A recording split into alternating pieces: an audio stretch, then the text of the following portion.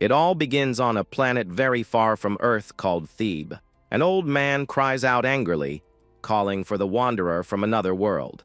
He shouts that everything this wanderer has done so far goes against the balance. The elder orders him to stop disrupting the natural order of the world. The young woman with red eyes, smiling, orders that they all be eliminated. The archmage reacts quickly and orders all his units to attack. A fearsome skeleton warrior prepares to advance fiercely. The wizards soon realize that their opponents are terrifying undead. These creatures have completely crossed the barrier between life and death. One of the monsters roars furiously as it brandishes its sword against them. One of the wizards screams in despair upon seeing the creature approaching. The skeleton warrior attacks mercilessly, piercing the enemy with his blade. The worst part is that these monsters continue fighting. Even after they've been defeated, a gigantic stone monster roars loudly, displaying all its fury. That horde looked like death itself. Walking among the living, a dangerous skeleton archer prepares his glowing arrow for the shot. A massive explosion of magic consumes enemy soldiers in an instant. Two intense red eyes emerge, gleaming in the middle of a dark mist. A hooded, skeletal figure channels powerful purple magic. The bodies of the fallen begin to be enveloped by a mysterious purple energy. The one who controls this entire army is the feared commander of the Immortal Legion. She is a legendary necromancer who commands the forces of darkness. She summons her special ability to bring the dead back to life. The bodies begin to rapidly transform into gruesome skeletons. The surviving wizards watch everything, completely shocked and speechless, and an entire army of new hooded monsters emerges before everyone. Yunha mocks Makarov, saying that she managed to get excellent servants from his troops. One of the wizards attempts to counterattack by unleashing a massive blast of fire. The attack generates a massive explosion that consumes the battlefield. Yunha is known for being the most powerful necromancer and mistress of the underworld. She introduces herself, revealing that her real name is Bake Yuna. With her command, an immense column of purple light rises to the heavens. The enemies panic before the girl's terrifying power. Makarov stares at the sky, utterly incredulous at what he is witnessing. A devastating shower of energetic meteors begins to fall upon them. The overwhelming attack causes the mages to scream in pain as they are destroyed. One of the opponents desperately pleads for salvation amidst the chaos. All that remains on the battlefield are the defeated bodies of the mages. The archmage sees his forces utterly annihilated and his staff broken. Yunha approaches and asks if he still intends to resist while alone. He is horrified, unable to understand how a human can possess so much power. Without wasting any time, she begins to draw another magic circle in the air. A gigantic and terrifying blue creature begins to materialize. The legendary ferryman Charon reappears, majestic and wielding his great scythe. She says the entity is perfect for bringing the archmage to his end. The old man despairs when he sees that she controls even beings from the underworld. He attempts one last attack, yelling at her to stop disturbing the world. Charon advances through the air with extreme agility, ready to cut down the enemy. The powers collide violently, generating intense flashes across the area. The bluish creature emerges relentlessly right before the desperate Makarov. Makarov screams furiously as he tries to use his last spell against the powerful attack. He refuses to accept defeat and tries to fight back with all his hatred. With a swift and relentless movement, Charon's scythe decapitates the archmage. Yunha reflects on having surpassed human limits and completely agrees with it. She stares at the lifeless body, saying that he has killed her many times in the past. The young woman concludes that it was Makarov's own pride that led him to this tragic end. Suddenly, a mysterious glint is reflected in the red eyes of the powerful necromancer. She finally finds the magical, shining pendant known as the Tears of the Goddess. Holding the valuable item in her hand, she smiles victoriously, having achieved what she wanted. After going through hundreds of trials and nearly dying many times, she won. The goal she had pursued all this time was finally within her reach. Yuna calls for Serezia, who silently observes the combat scene. Serezia, the goddess of harmony, asks if she was summoned by the necromancer. The young woman asks if she can finally return to her old home. She can barely contain her excitement at finally being able to return to Earth. Serezia answers nervously, and Ina becomes suspicious of the suspicious smile she's giving. The goddess tries to disguise her joy by saying that she is only happy for Yunha's success. Yunha remembers meeting that proud goddess about 70 years ago. After defeating her in the past, the goddess essentially became her personal assistant. The necromancer wonders if she should give her one last lesson before leaving. Serezia stammers, warning that the energy of her death could end up corrupting the artifact. Yunha listens to the goddess's serious advice and realizes that it actually makes sense. Now that we have the core of the spell in hand, the transfer process should go smoothly. Serezia warns that dimensional travel can cause serious side effects, such as loss of power. Yunha gets annoyed by the repetitive warnings and says she already understands the rules. She takes a deep breath and tries to focus completely on the beginning of the return ritual. The goddess begins to emanate an intense golden glow as she activates the magic circle. Yunha reflects emotionally that she has spent more than a century there and wonders what the earth is like now. She remembers her beloved younger sister, Seoha, with great affection. The necromancer bites her lip with determination, anxious to reunite with her family. In the midst of the bright light, Yunha calls upon the goddess to say her final words of farewell. She thanks her sincerely, leaving the goddess completely surprised by the gentle gesture. Yunha confesses that at first she thought the return method was just a lie to survive. She advises Serezia to be careful, so that no one attacks her while she's away. With a gentle smile on her face, the young woman bids farewell to her former companion on the journey. A massive column of blue light shoots towards the sky, completing the grand journey. Serezia watches as the remnants of the powerful dimensional travel magic slowly fade away. She smiles with a rather mischievous look and confesses that she now feels a little guilty. The goddess reveals that she altered a detail of the spell to make the necromancer's appearance cute. Yunha lands rather unsteadily, falling directly into a dark city alley. She complains, quite angrily, about being thrown into the middle of a pile of garbage. The young woman slowly opens her eyes, trying to understand exactly where she has just landed. She observes the dark alley and notices the bright lights of the city right in front of her. Looking at the ground, she recognizes the typical asphalt she had missed so much. The bright signs and honking horns indicate that she has finally managed to return. She sees the large mirrored buildings and the busy people walking along the bustling streets. Overcome with immense happiness, she shouts in celebration of her long-awaited return to Earth. While running excitedly, thinking about having an ice-cold soda, she approaches a shop window. Suddenly, upon seeing her reflection in the glass, she is completely shocked and speechless. The girl touches the glass in fright, realizing she has returned to being a child's body. Yuna stares at her reflection in the shop window in panic, unable to believe that the child is her.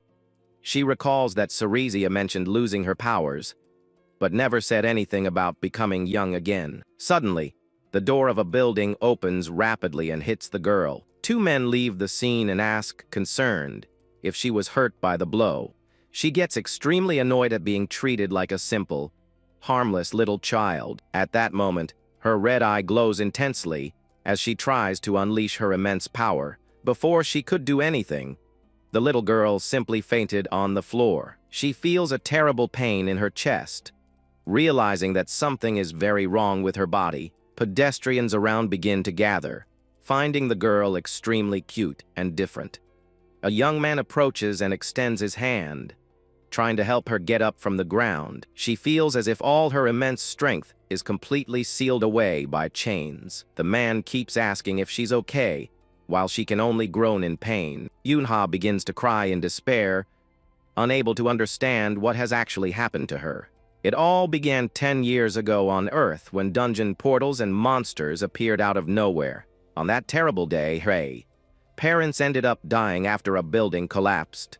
At that very moment, Inha was engulfed by a mysterious, bright light in front of her sister. The story now depicts a terrifying stone golem attacking the hunters in the dungeon. The warriors attempt to defend themselves by coordinating their attacks directly against the stone monster. Several mages use their abilities and unleash powerful bursts of fire against their opponent. The attack hits the target squarely, generating a magnificent explosion of light. The hunters celebrate upon realizing they have managed to break through the enemy's defenses. Seoha seizes the perfect opportunity and swiftly advances with her gleaming spear. With a focused and fearless gaze, she prepares to deliver the final blow. The young woman delivers an extremely precise blow, piercing the stone giant. The terrifying monster is completely shattered, falling defeated to the dungeon floor. Those who were chosen by the mysterious system became known as hunters. Among them is Seoha, a skilled and respected AE rank hunter. The group leader thanks everyone for the excellent performance on today's mission. Suddenly, Seoha receives an unexpected call from a police station. She answers the phone and is shocked to hear what the police officer on the other end says. The young woman is devastated to hear that her beloved sister, who had gone missing, has been found. She immediately runs to the police station to confirm the news. Seoha asks, intrigued, if that little girl really claims to be her missing sister. The police officer explains that the girl knows all of Seoha's personal information. Sitting on the bench, Yunho whispers angrily, threatening to turn everyone into skeletons. The hunter is confused because her missing sister shouldn't just be a child, but she missed her so much that she decided not to waste that one precious chance. The two go to a hospital to undergo detailed medical examinations. The doctor confirms with surprise that the DNA test indicates they are indeed sisters. Seoha begins to cry tears of joy upon realizing she has recovered her sister. The doctor explains that the girl's strange behavior is likely a result of trauma from everything she has been through. He recommends that Seoha take very good care of her, since her mind is quite unstable. Seoha doesn't care about the reasons and is simply grateful to have her sister back. The huntress lovingly holds Yunha's little hand to comfort her. She promises with all her heart that she will protect her from everything and invites her to come home. A year passes and Seoha's cry echoes loudly through the residential building where they live. She bangs on the bedroom door, arguing with her sister for having spent the night playing games. Seoha says she's leaving for a guild meeting and leaves some tasks for the younger member. Yunho replies lazily from under the covers, not wanting to get out of bed anytime soon. Seoha lets out a tired sigh, but shows all her affection for her sister before leaving. Seoha bids farewell to Yunho before leaving home for her hunting engagement. Yunha grumbles under the covers, thinking that her sister is looking more and more like their mother. Time passes very slowly while the girl enjoys her deep sleep. It's past noon when she finally starts to wake up, complaining about the brightness. She stretches in bed, remembering that it's been a whole year since she returned to Earth. During that time, she ended up becoming a complete layabout who only wanted to sleep and eat. His daily routine in his new life had become extremely simple and repetitive. The first step of the day is having a late lunch while watching videos of hunters on the internet. Soon after, she sits down at the computer, ready to start her daily gaming session. Yuna throws herself headlong into competitive online matches as if her life depended on it. Unfortunately, she ends up losing the match and lets out a heavy sigh of frustration. Her teammates complain in the chat, saying that her gameplay is outdated and old-fashioned. She gets extremely annoyed when younger gamers call her a fossil online. With her throat parched from so much anger, she tries to grab her favorite soda bottle. She is quite disappointed to realize that she has already drunk all the soda that was in the room. Yunha looks out the window dejectedly, realizing she will have to leave the house to buy more. The convenience store bell rings, startling the clerk with the arrival of an unexpected customer. She comes in completely covered by a sheet, looking like a strange little creature, just to buy soda. Back in her room, she breathes a sigh of relief, proud to have accomplished the difficult task of going to the store. Suddenly, a shout of "Delivery!" at the door startles the young woman who was distracted. She walks very quietly to the entrance to check if the delivery man has already left. She takes the bag of food, grateful for the convenience of the deliveries, which were already paid for through the app. The fourth step in their routine involves eating fried chicken while watching live streams. With her belly full, she throws herself into the chair, feeling completely satisfied. But then his expression quickly changes to a serious and quite thoughtful one. She reflects on having wasted an entire year of her life because of her traumas. In fact, she recalls that she didn't give up on everything right at the beginning of her return. She had high hopes of regaining her incredible necromantic powers using special plans, but unfortunately, she realized in the worst possible way that she was completely wrong about that. She tried casting spells in the forest in every way possible, but nothing seemed to work. After a month of failed attempts, the girl gave up and cried in the rain. She knows she could try to awaken as a hunter, but the chance of that happening is minimal. Her thoughts remain distant as she stares boredly at the computer screen. Another news item appears on the screen, highlighting the great success of her sister Seoha as a hunter. Seoha became so famous that she now stars in television commercials and is loved by everyone. Yuna knows she can only live a lazy life thanks to her older sister's money and status. Suddenly overcome by a strong determination, she slams her fist on the wooden table. She decides with conviction that this lazy and aimless life needs to end today. The young woman pulls a mysterious, bright pink crystal from her pocket, which she had been carefully guarding, with all the materials gathered in her hands. She knows that the time to act has finally come. She recently discovered an important clue that could help her regain her former abilities. This is a low-level magic stone that is charged with death energy. She realizes that if she can use the concentrated energy of this stone, she will be able to activate her necromancy. She takes a deep breath and focuses completely on the ritual, ready to test her daring theory. The young woman extends her hand toward the crystal, focusing her mind to absorb the magic. A mysterious purple smoke begins to rise from a small mound of earth she placed on the ground. The little girl's face lights up with a big smile when she sees that the magic is working.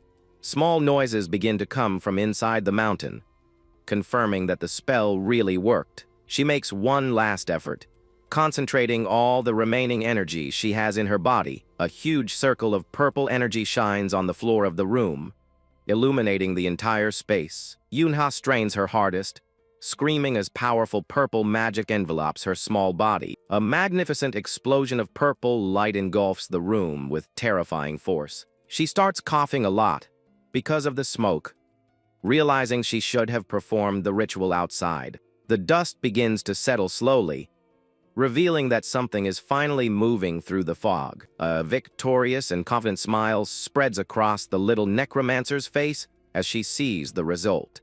She celebrates with excitement upon realizing that the spell actually worked as planned.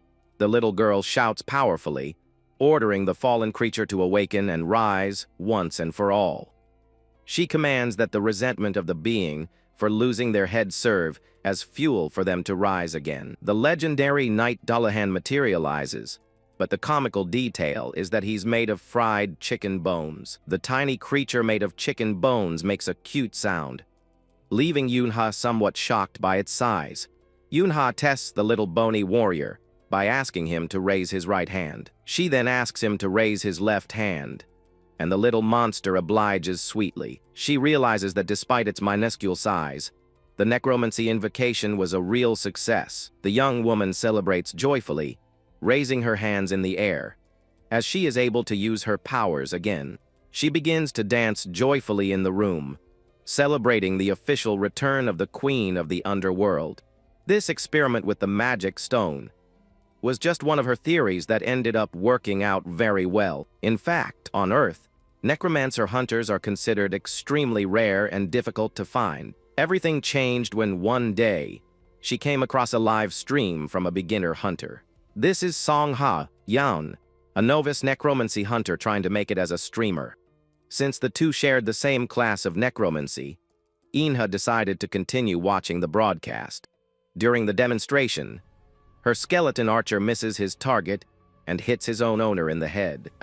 Yeon gets extremely angry at her summoning while the chat viewers have fun. Despite her awkwardness and the heavy criticism, the newcomer strives to continue training her monster.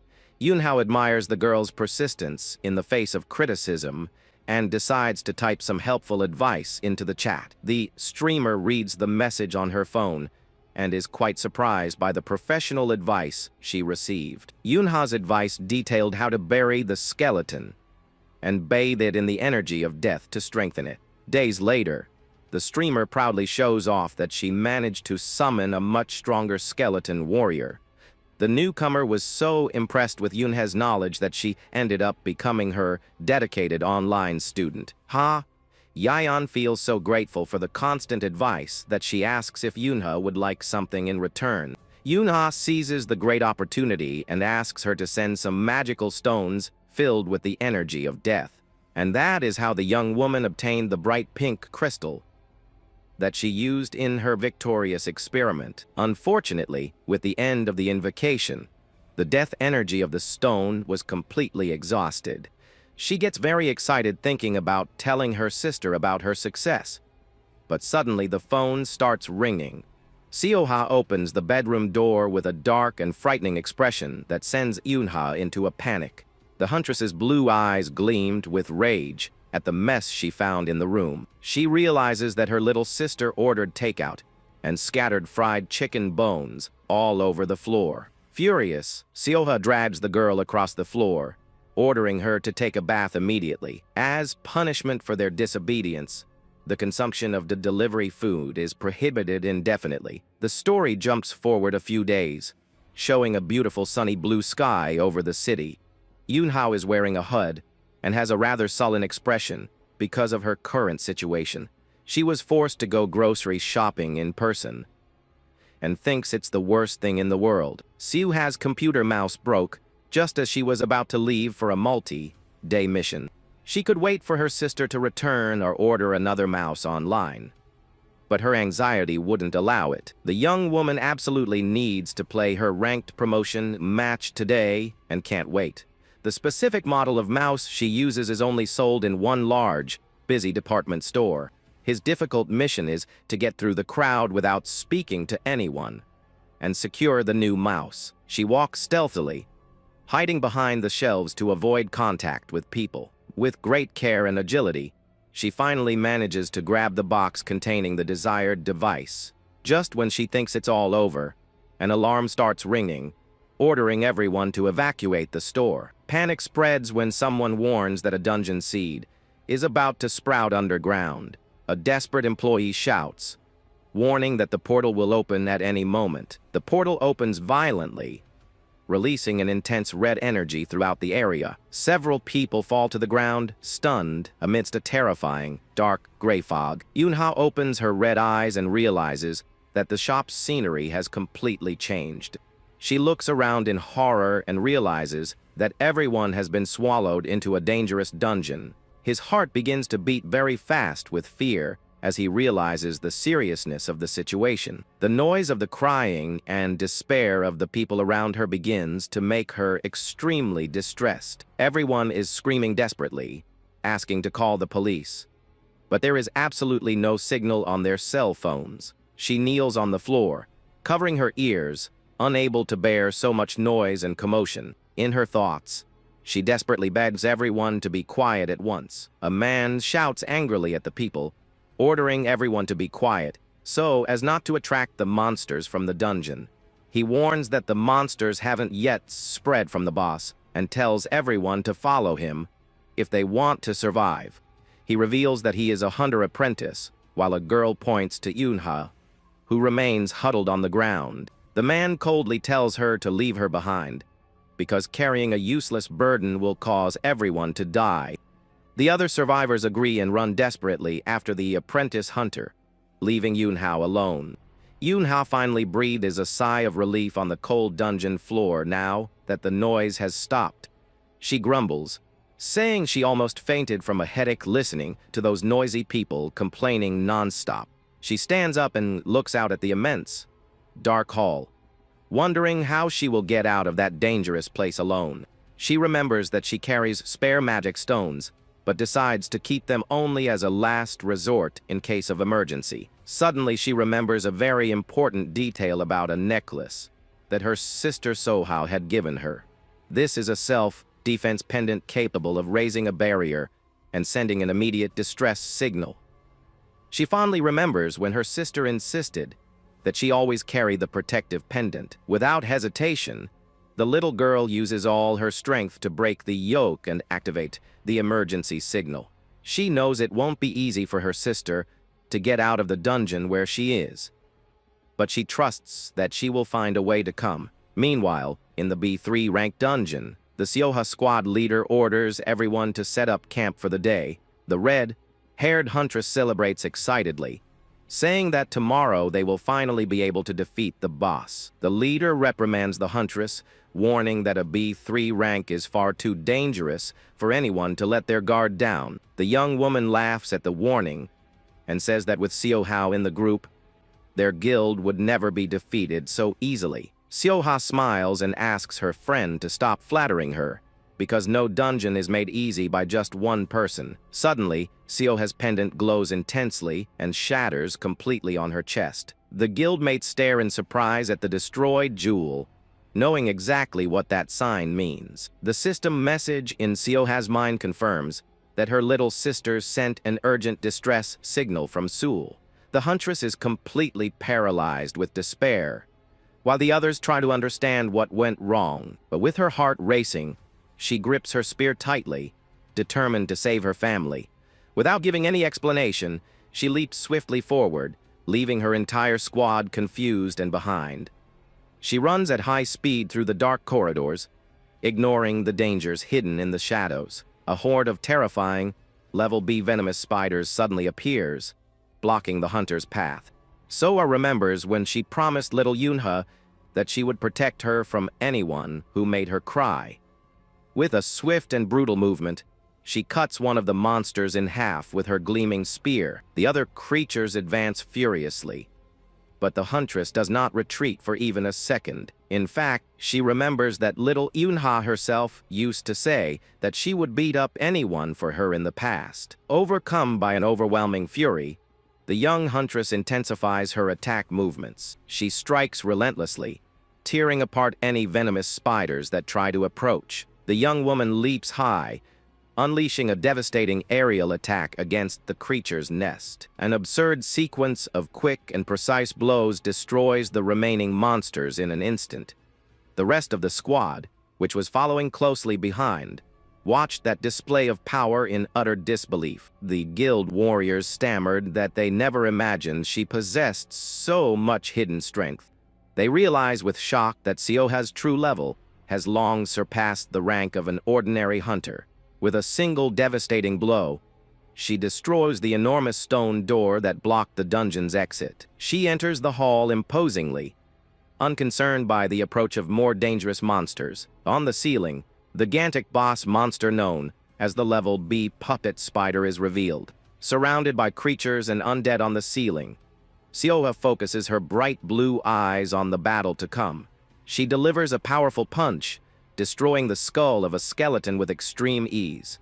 The young woman spins her spear at high speed, slicing through each of the opponents who try to stop her from escaping. A massive burst of blue energy consumes the entire area as she eliminates the dungeon boss.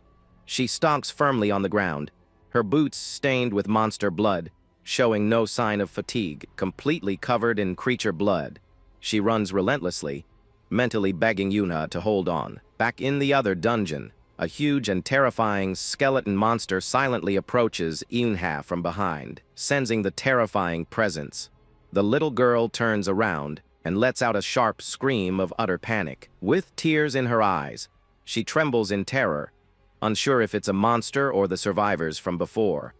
To Yuna's surprise, the creature that appeared before her was just a weak, ordinary skeleton soldier. Suddenly, the monster leaps joyfully upon her, giving her a tight hug that frightens her. Yunha fights furiously against the creature, trying to wrest the iron sword from its bony hands. With a precise tug, she finally manages to disarm the insolent skeleton. She lands a powerful blow on the monster's head, complaining that it doesn't respect a veteran necromancer. The skeleton crumbles to pieces on the floor, as she reflects that monsters are much easier to deal with than people. She notices the familiar sound of bones rattling and deduces that the common monsters there are just weak undead.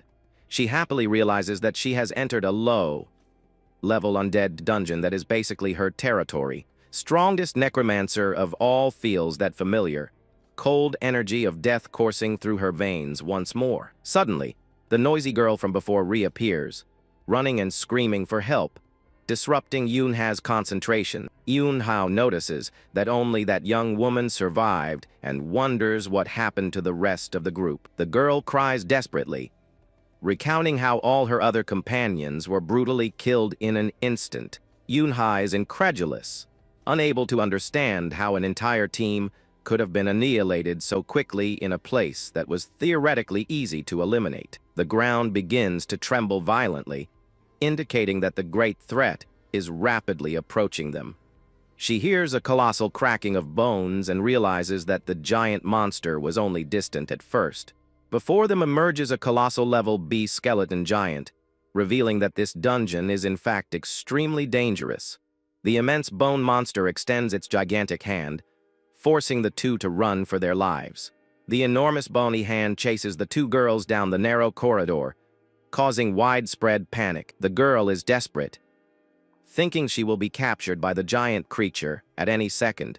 Yuna runs, trying to stay calm in order to find a viable survival strategy. Suddenly, she looks back and remembers the little skeleton she had defeated at the very beginning. She pulls out her bright pink crystal, determined to use her famous and devastating corpse exploding magic. The defeated skeleton's body on the ground begins to glow intensely with a fiery energy. A large explosion hits the giant's leg, opening a perfect gap for them to escape. They manage to get into a very narrow corridor where the giant can't pass, but they realize they are now trapped. Yunha grows impatient listening to the girl's constant crying, which only serves to drain her mental energy. Suddenly, the terrifying sound of rattling bones echoes loudly again from the back of the dark corridor. A new horde of armed skeleton warriors begins marching toward them.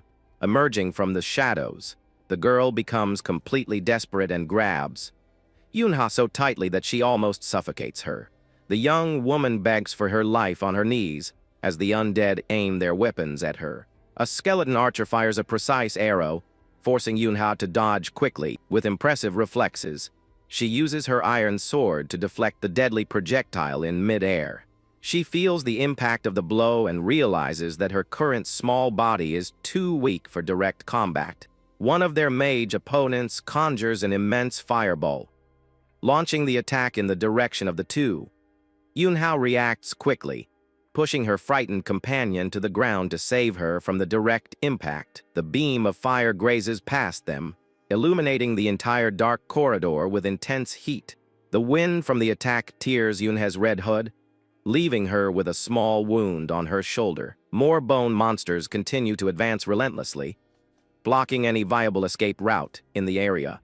With no other option, the little necromancer runs towards her enemies, brandishing her blade. She uses all her skill to deliver swift blows and destroy the first bone-covered opponents. The young woman lands nimbly on the ground after scattering the pieces of the defeated monsters around the area. To his dismay, an even greater number of the undead then appear without stopping. She realizes something is very wrong, as all the monsters seem to be specifically drawn there. Intrigued by the creature's unusual behavior, she begins searching inside their pockets. The little girl is shocked to realize that the monsters are being attracted by the death energy of her pink crystal. She realizes with guilt that the entire terrible situation was caused by her own magical experiment. Suddenly, the earth begins to tremble again, causing her to lose her balance and almost fall to the ground. Her red eyes widened in terror as she noticed a new, shadowy presence had just emerged. A terrifying, gigantic green ghost head floats in the air, emanating an evil aura.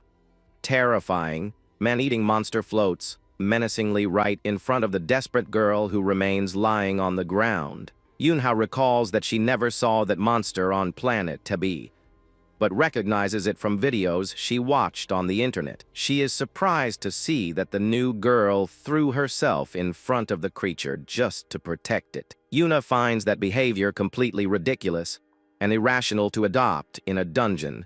Without hesitation, she runs to stand in front of her colleague, firmly holding her magic energy crystal. The little girl prepares to activate a protective spell. Right in the path of the enemy attack, the golden magic shield expands, repelling the terrible, devouring monster with a loud roar. She realizes that her sister's necklace's self-defense barrier worked perfectly to save them. She glares angrily at the green ghost, saying that no one will die in front of the Lady of Death. The devouring monster roars with fury as it is blocked by the immense protective power. Yunha crushes the magic crystal with her hand, declaring that the very existence of that creature is an insult. She unleashes a massive column of purple energy that shoots up, destroying everything on the ceiling of the corridor. With her eyes glowing intensely purple, she prepares to use her ultimate necromancy. She officially activates the ability to summon undead on the battlefield. The portal opens, releasing an immense surge of dark energy under the control of the little necromancer. A gigantic and terrifying bone hand begins to materialize before his eyes. The immense flash of purple energy consumes the entire dark corridor of that dungeon. Yunha coldly orders her powerful new creature to attack the enemies without mercy. The imposing shadow warrior begins to take shape, revealing all his pent-up fury. Before them emerges the terrifying Halloween knight, wielding a gigantic, gleaming sword. One of the dungeon's common skeletons attempts to attack him, raising its iron sword. The summoned knight easily blocks the blow, destroying the opponent's blade instantly. With extremely agile movements, he begins to tear apart all the bone monsters around him.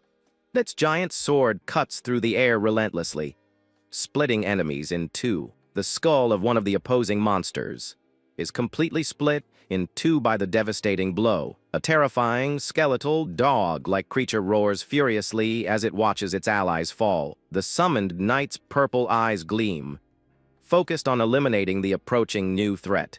The two monsters collide violently, generating intense bursts of light along the corridor. The Knight of Yunha delivers a devastating punch that completely disintegrates his opponent. He stands imposingly atop a mountain of shattered bone fragments.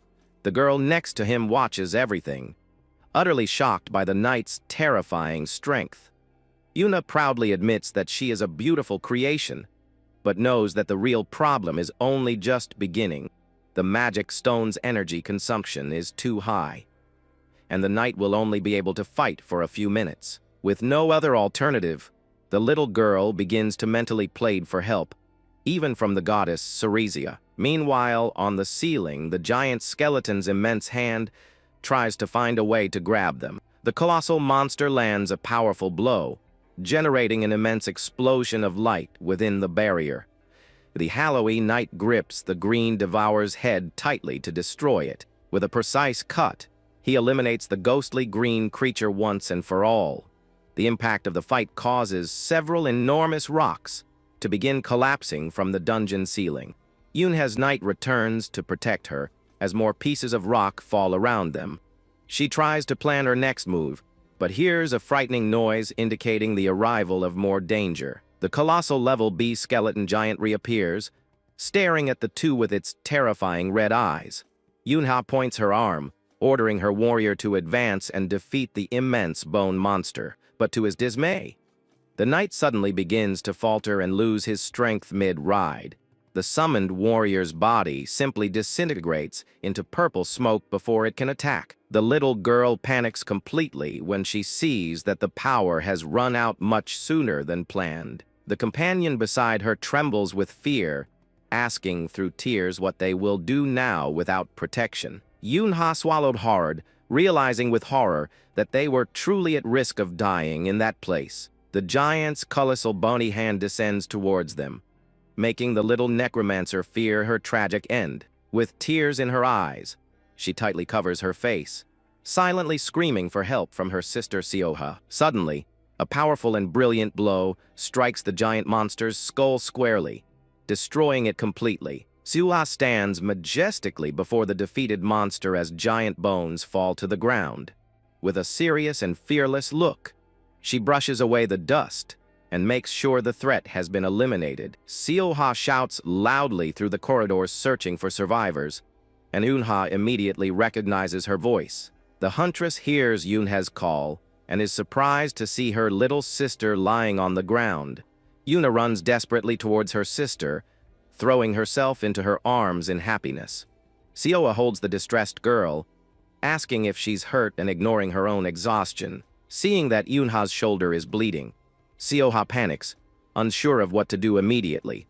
But the exhaustion from the ritual and the combat takes its toll, and the little girl begins to lose consciousness. Eunha simply faints in Seoha's arms, who screams desperately calling for her. A few days later, news on the internet celebrated Seoha's great achievements in the dungeon. The media reveals that the dungeon was actually level B4 and contained the dreaded Kobold Bane boss. Having fainted, Eunha regrets not having seen any of her sister's magnificent battle. In her room, the little girl reads the comments on the internet, praising Seoha's heroic achievements. Seoha knocks on her bedroom door and affectionately invites her for a walk outdoors. Eunha uses her supposed traumas as an excuse, and her understanding sister agrees to let her rest. The little girl feels a bit guilty for worrying Seoha, but she knows she needs time for her plans. Putting the guilt aside, she focuses on an important lesson she learned from the whole experience.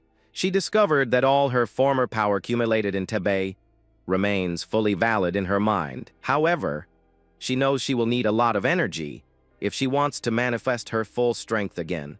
Tired of thinking about it, she decides to simply ask her student Songha Yeon to send more magic stones. She sits down at her computer and refocuses completely on her beloved online gaming routine. The young woman thinks that if she could officially awaken as a hunter, things would be very different. Suddenly, the screen shows yet another defeat in his competitive match, ruining his good mood. Then she loses another match in a crushing fashion, becoming completely furious in the process. Unable to bear the series of defeats any longer, she begins to punch the air and thrash about in her chair. In the living room, Seoha watches television and is quite startled by the angry shouts coming from the bedroom. Seoha runs away worried, but Eunha just cries because she failed her promotional series even with the new mouse. The story unfolds showing the calm movement of people walking through the bustling streets of Seoul. In a charming local cafe, someone waits silently for a very important meeting. This is streamer Songha Yeon, who appears extremely nervous while fiddling with her phone. She trembles with anxiety, unsure how to act in front of the person who is about to arrive. The rookie C-rank hunter never imagined she would actually meet her mysterious mentor in person. Suddenly, an elegant woman appears, enveloped in a mysterious and powerful magical purple aura. Hi. Yeon is completely paralyzed by the immense pressure of energy emanating from the newcomer. The elegant woman walks calmly towards the table, drawing the attention of everyone present. To her Yeon's surprise, that woman is none other than the feared S-rank necromancer named Helena. The scene shows a glowing dungeon portal opening in the middle of a concrete corridor. The warriors celebrate the mission's success, praising Yeon's performance and progress. She awkwardly thanks him, saying that she actually still has a lot to learn on her journey, thanks to the valuable advice of her mysterious mentor. She gained a legion of new fans on the internet. She knows that all her success is due to Hell Lord 12 and wonders who this wonderful person might be. The young woman walks thoughtfully, trying to decipher the true identity of her master in Korea. Suddenly, a terrifying and unbelievable possibility crosses the hunter's mind. She begins to strongly suspect that her mysterious master, Hell Lord, is actually the famous Helena. A few days later, the young woman begins another of her usual live streams from her room. Suddenly, the streamer is interrupted by a colossal donation of 80 million won sent by Helena. Her eyes widen in complete shock when she sees that absurd amount of money on the screen. Holding her head in panic, she tries to understand the real reason behind such a grand gift. In the donation message, Helena mentions that she will be visiting Korea next week and invites her to a meeting. Helena calmly sips her tea, revealing that she has long wanted to meet yeon in person. Helena politely thanks yeon for accepting the sudden invitation to the meeting. The S-rank hunter reveals that she has several important questions to ask, and the young woman tells her to feel free to ask. Yeon still can't believe that the famous Helena actually showed up to talk to her. Helena asks her to stop staring at her like that and inquires about the red skeleton from a previous video. Helena curiously asks where the idea for the design of the fearsome boxer skeleton called Massa came from. Yeon is very confused by the question and begins to suspect that Helena might not be her mysterious master. She reflects that the playful behavior of her true master is completely out of sync with Helena's elegant demeanor. With great care, the young woman decides to reveal the truth about her surprising invocations. She admits that she wasn't the original creator of those designs, and that everything she knows she learned from her true master. Helena's green eyes narrowed with curiosity upon hearing about the existence of another master of necromancy. Yeon stammers, saying that she actually knows almost nothing about the true identity of this mysterious master. Helena silently understands, assuming the matter as a major trade secret. A dark and terrifying aura of death energy begins to envelop Helena's body for a brief moment. She gives an intriguing smile that makes the atmosphere of the place quite tense and cold. Helena decides not to press the matter any further and suggests they change the subject while taking another sip of tea. Suddenly, with a gentle smile, she asks if Yeon has someone she likes romantically. The conversation continues in a much lighter and more relaxed manner in that private coffee room. The meeting comes to an end, and the two say goodbye, expressing immense gratitude for the pleasant company. Helena nods, saying she'll get in touch again and hopes to have fun at their next meeting. Yeon bows respectfully, wishing the powerful S-rank hunter a safe return. The young streamer is extremely radiant and happy to have participated in such an incredible event. She mentally celebrates because, in addition to valuable advice, Helen also gave her a beautiful farewell gift. While walking down the street, Helena takes out her phone and makes a call to ask for a special favor. She coldly orders them to thoroughly investigate everyone who has any connection with yeon. With a sharp gaze, she demands that they uncover everything behind the mysterious master, no matter the method required. Back at the apartment, Ina overhears her sister Seoha talking about an important hunter's event. Seoha shows the invitation, explaining that several influential people from all over the world will be present at that luxurious party. Suddenly, the huntress suggests that Inha accompany her to the event, leaving the little girl completely desperate at the idea. The little necromancer throws herself at her sister's feet, crying and begging not to have to go to such a crowded place. Seoha tries to calm her down by saying that she could just relax and enjoy the 5-star hotel during the trip.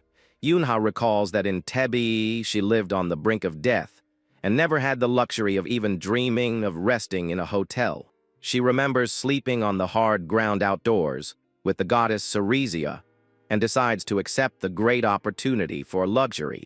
With a mischievous smile on her face, the little girl agrees to go, leaving her sister quite surprised by the quick change in attitude. Seoha celebrates happily and says that they need to go to the mall immediately to buy new clothes for the trip. At the mall, Ina gets very annoyed when she's forced to try on a frilly dress that she hates. The story moves forward to the grand night of the event, showing the welcoming toast with glasses of champagne. The luxurious ballroom is completely packed with famous hunters, celebrities, and billionaires from all over the world. Meanwhile, in the cozy hotel room, Yoonha enjoys her solitude playing happily on her laptop. But suddenly his online guildmate announces that he will have to work late, canceling their gaming session. She becomes extremely upset and angrily types, cursing her colleague for letting her down. Determined to prove her worth, she starts a solo match promising to show all her true veteran skill. A short time later, the screen displays a large defeat sign, causing the little girl to fall face first to the ground in utter despair. She slams her fist on the table furiously, unable to accept having lost so humiliatingly in her favorite game. With her stomach rumbling with hunger, she lies down on the floor wondering when room service will bring her dinner. Immediately afterwards, the sound of the doorbell echoed through the hotel room, bringing back the little girl's good humor. Excited about dinner, she grabs her white sheet and runs quickly towards the bedroom door. Wrapped in a sheet, she shouts, announcing that she herself will open the door to receive the food delivery. She unlocks the door very slowly, her heart pounding with anticipation for her meal. But as she opens the door a crack, her red eyes widen in shock at what she sees. Before her appears the figure of a man in a black suit, with his fists clenched in a menacing manner.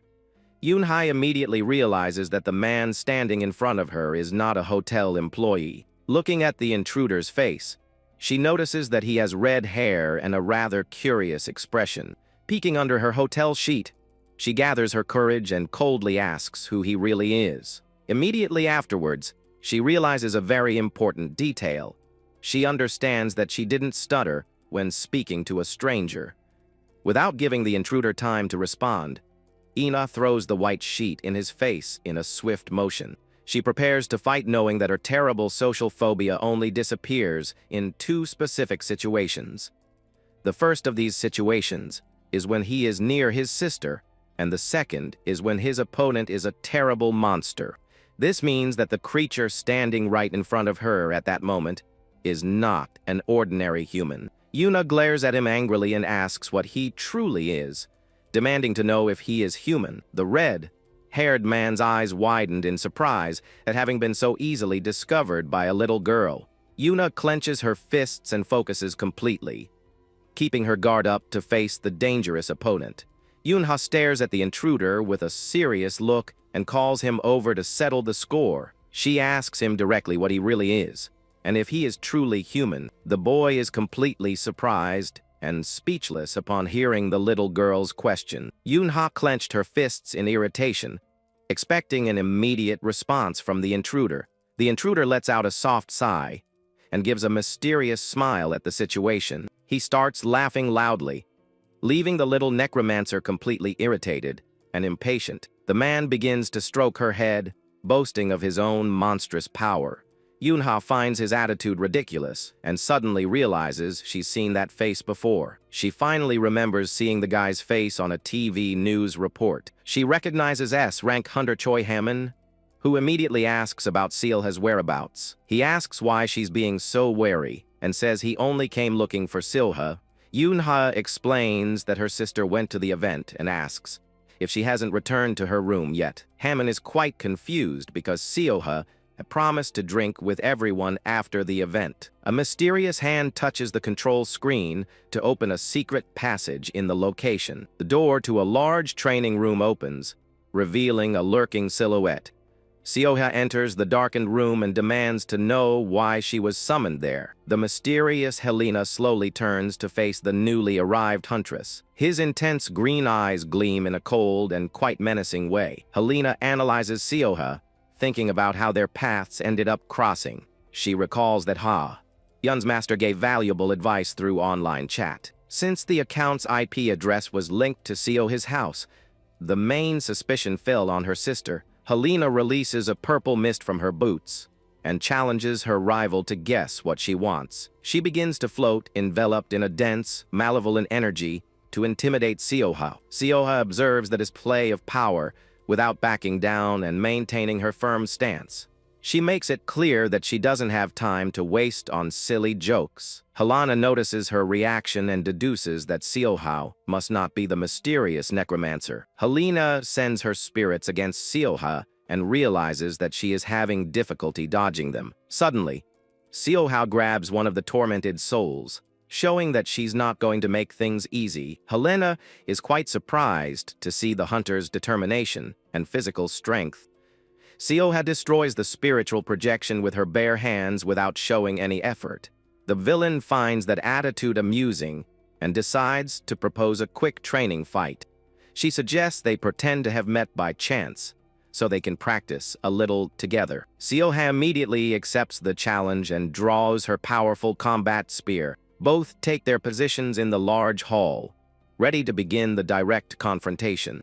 Helena attacks first, summoning several gigantic hands of purple energy. Seoha leaps with agility, cutting through the spiritual attacks with precise movements. Helena dodges the blows at high speed, maintaining control of the situation. Meanwhile, Yuna screams desperately, demanding to be put back on the ground. Hammond runs carrying the girl on his back, saying they need to find Seoha quickly. The hunter warns that he sensed a strong murderous intent hang in the air at the hotel. Yunha pretends not to be awakened, even knowing the real danger her sister is in. Hammond finds it strange that she didn't wake up immediately after returning to Earth. Yunha is pensive and frustrated, not understanding why her powers remain sealed. They spot black smoke rising from the hotel's training room building. Hammond explains that the location is frequently used by high-level hunters. The boy warns that they are going to fly there, leaving the girl completely terrified. He focuses his blue energy into his feet, preparing to take a gigantic leap. They shoot through the air at high speed, while the little girl screams in terror. Hammond lands with full force on the roof of the building, causing a huge impact. The little girl gets completely dizzy and nauseous after that insane plane trip. Hammond stares at the completely destroyed training room and is horrified by the trail of destruction. Suddenly, he notices something worrying in the smoke and is completely paralyzed with fright.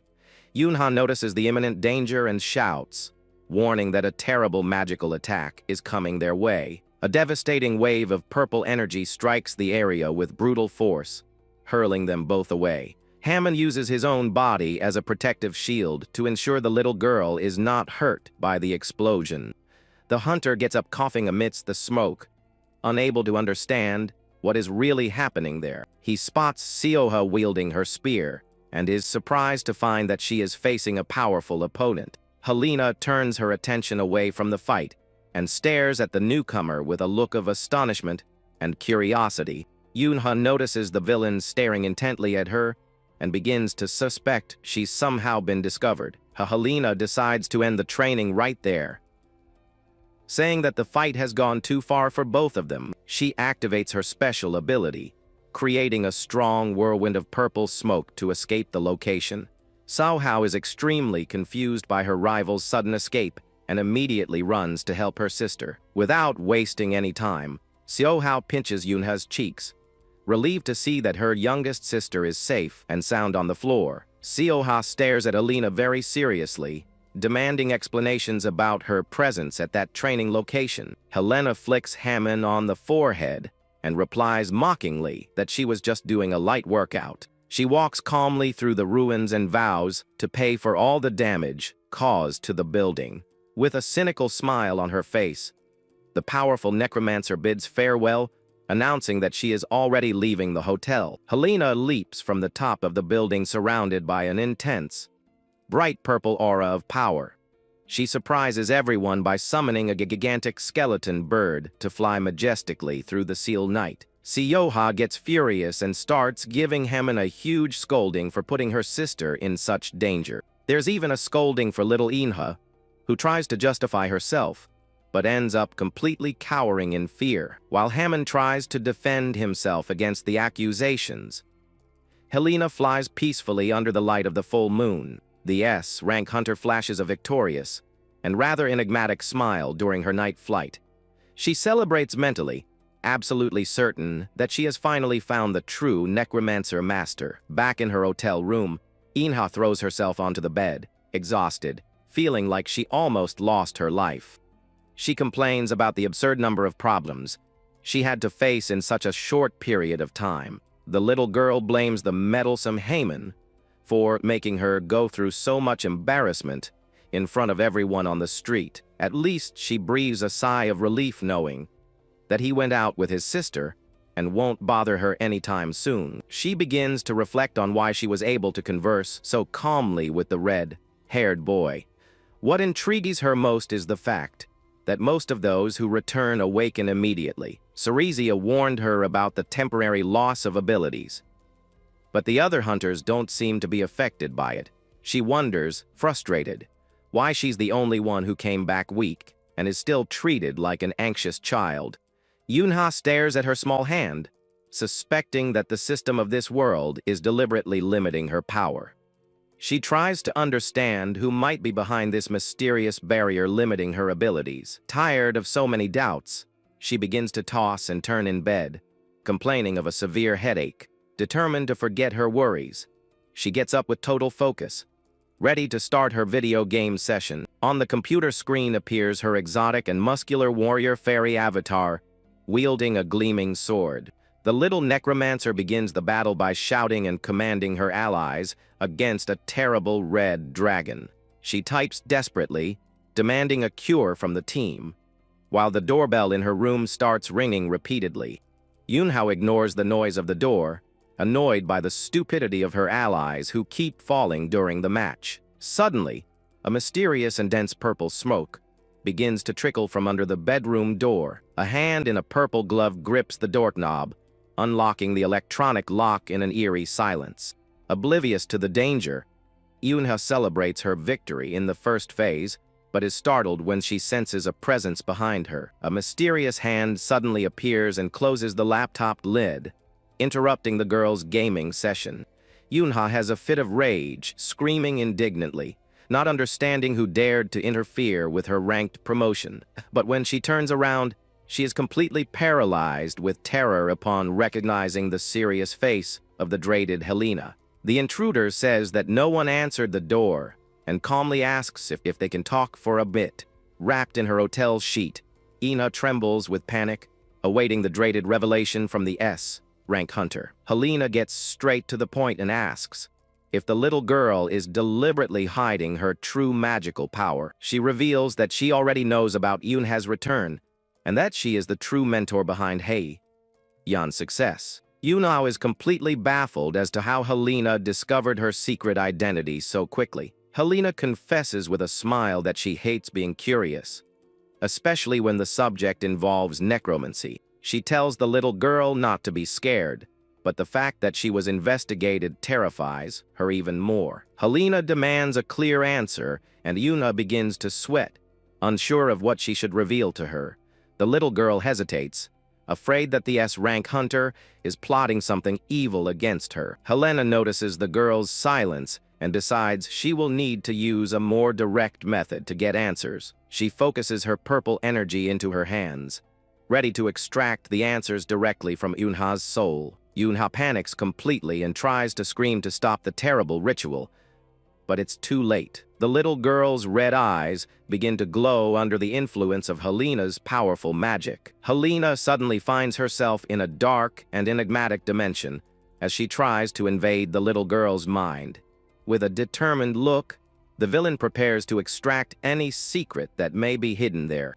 She commands the tormented souls to reveal the whole truth about the past and the strength of the little necromancer. Suddenly, the magic strikes the girl's soul, but encounters something completely unexpected. Helena feels a strong spiritual impact and is completely surprised by what she has just found. The magical attack collides with an extremely resistant barrier protecting Yunha's soul. She realizes with shock that an absurd force is blocking access and protecting the girl's secrets. Several bright currents merge from nowhere to contain and neutralize the energy of Helena's death. The S-rank hunter recoils in fear, admitting she has never seen such powerful magical chains in her life. She notes that these chains serve specifically to seal and conceal the true power of the soul. Helena gives a nervous smile, realizing that the situation is much more complex than she had imagined. Driven by her obsessive curiosity, she decides to force the barrier to see what's behind the seal. She commands her spirits to use all their available strength to break the chains once and for all. The collision of energies generates a devastating explosion that repels the invader in an extremely violent manner. She is utterly horrified to realize that her own death energy was so easily suppressed. Helena wipes the sweat from her face, determined to continue the attack, even knowing the terrible risks to her mind. She tries to force her way in once more, wanting to see what lies hidden deep within that soul. A massive discharge of red energy explodes at the slightest touch against the protective barrier of the seal. Suddenly, a deafening clamor from thousands of agonizing souls consumes Helena's entire mind. Skeletal faces and cries of despair echo round, leaving the atmosphere utterly terrifying. The voices pled for mercy, revealing the true horror of the underworld sealed within. Helena clutched her head, feeling unbearable pain as if her brain were about to split in two. A terrifying shadowy claw emerges from the depths and grips Helena's face with extreme force. Yunha's shadowy projection manifests itself, calling the invader an insect in a monstrous voice. The terrifying entity coldly warns that Helena is sealing her own fate by attempting to defy it. Helena cries in utter terror upon realizing that her life is in real danger from that overwhelming force. In a panic, she tries to quickly undo the connection spell to save her mind from total destruction. A huge wave of dark smoke explodes, repelling Helena, who falls to her knees on the bedroom floor. Yunho regains consciousness, breathless and quite frightened. Without understanding what has just happened, the girl tries to speak, saying she was about to answer, but realizes Helena's critical condition. The S-rank hunter trembles in terror, huddled on the ground, unable to contain the shock she has just suffered.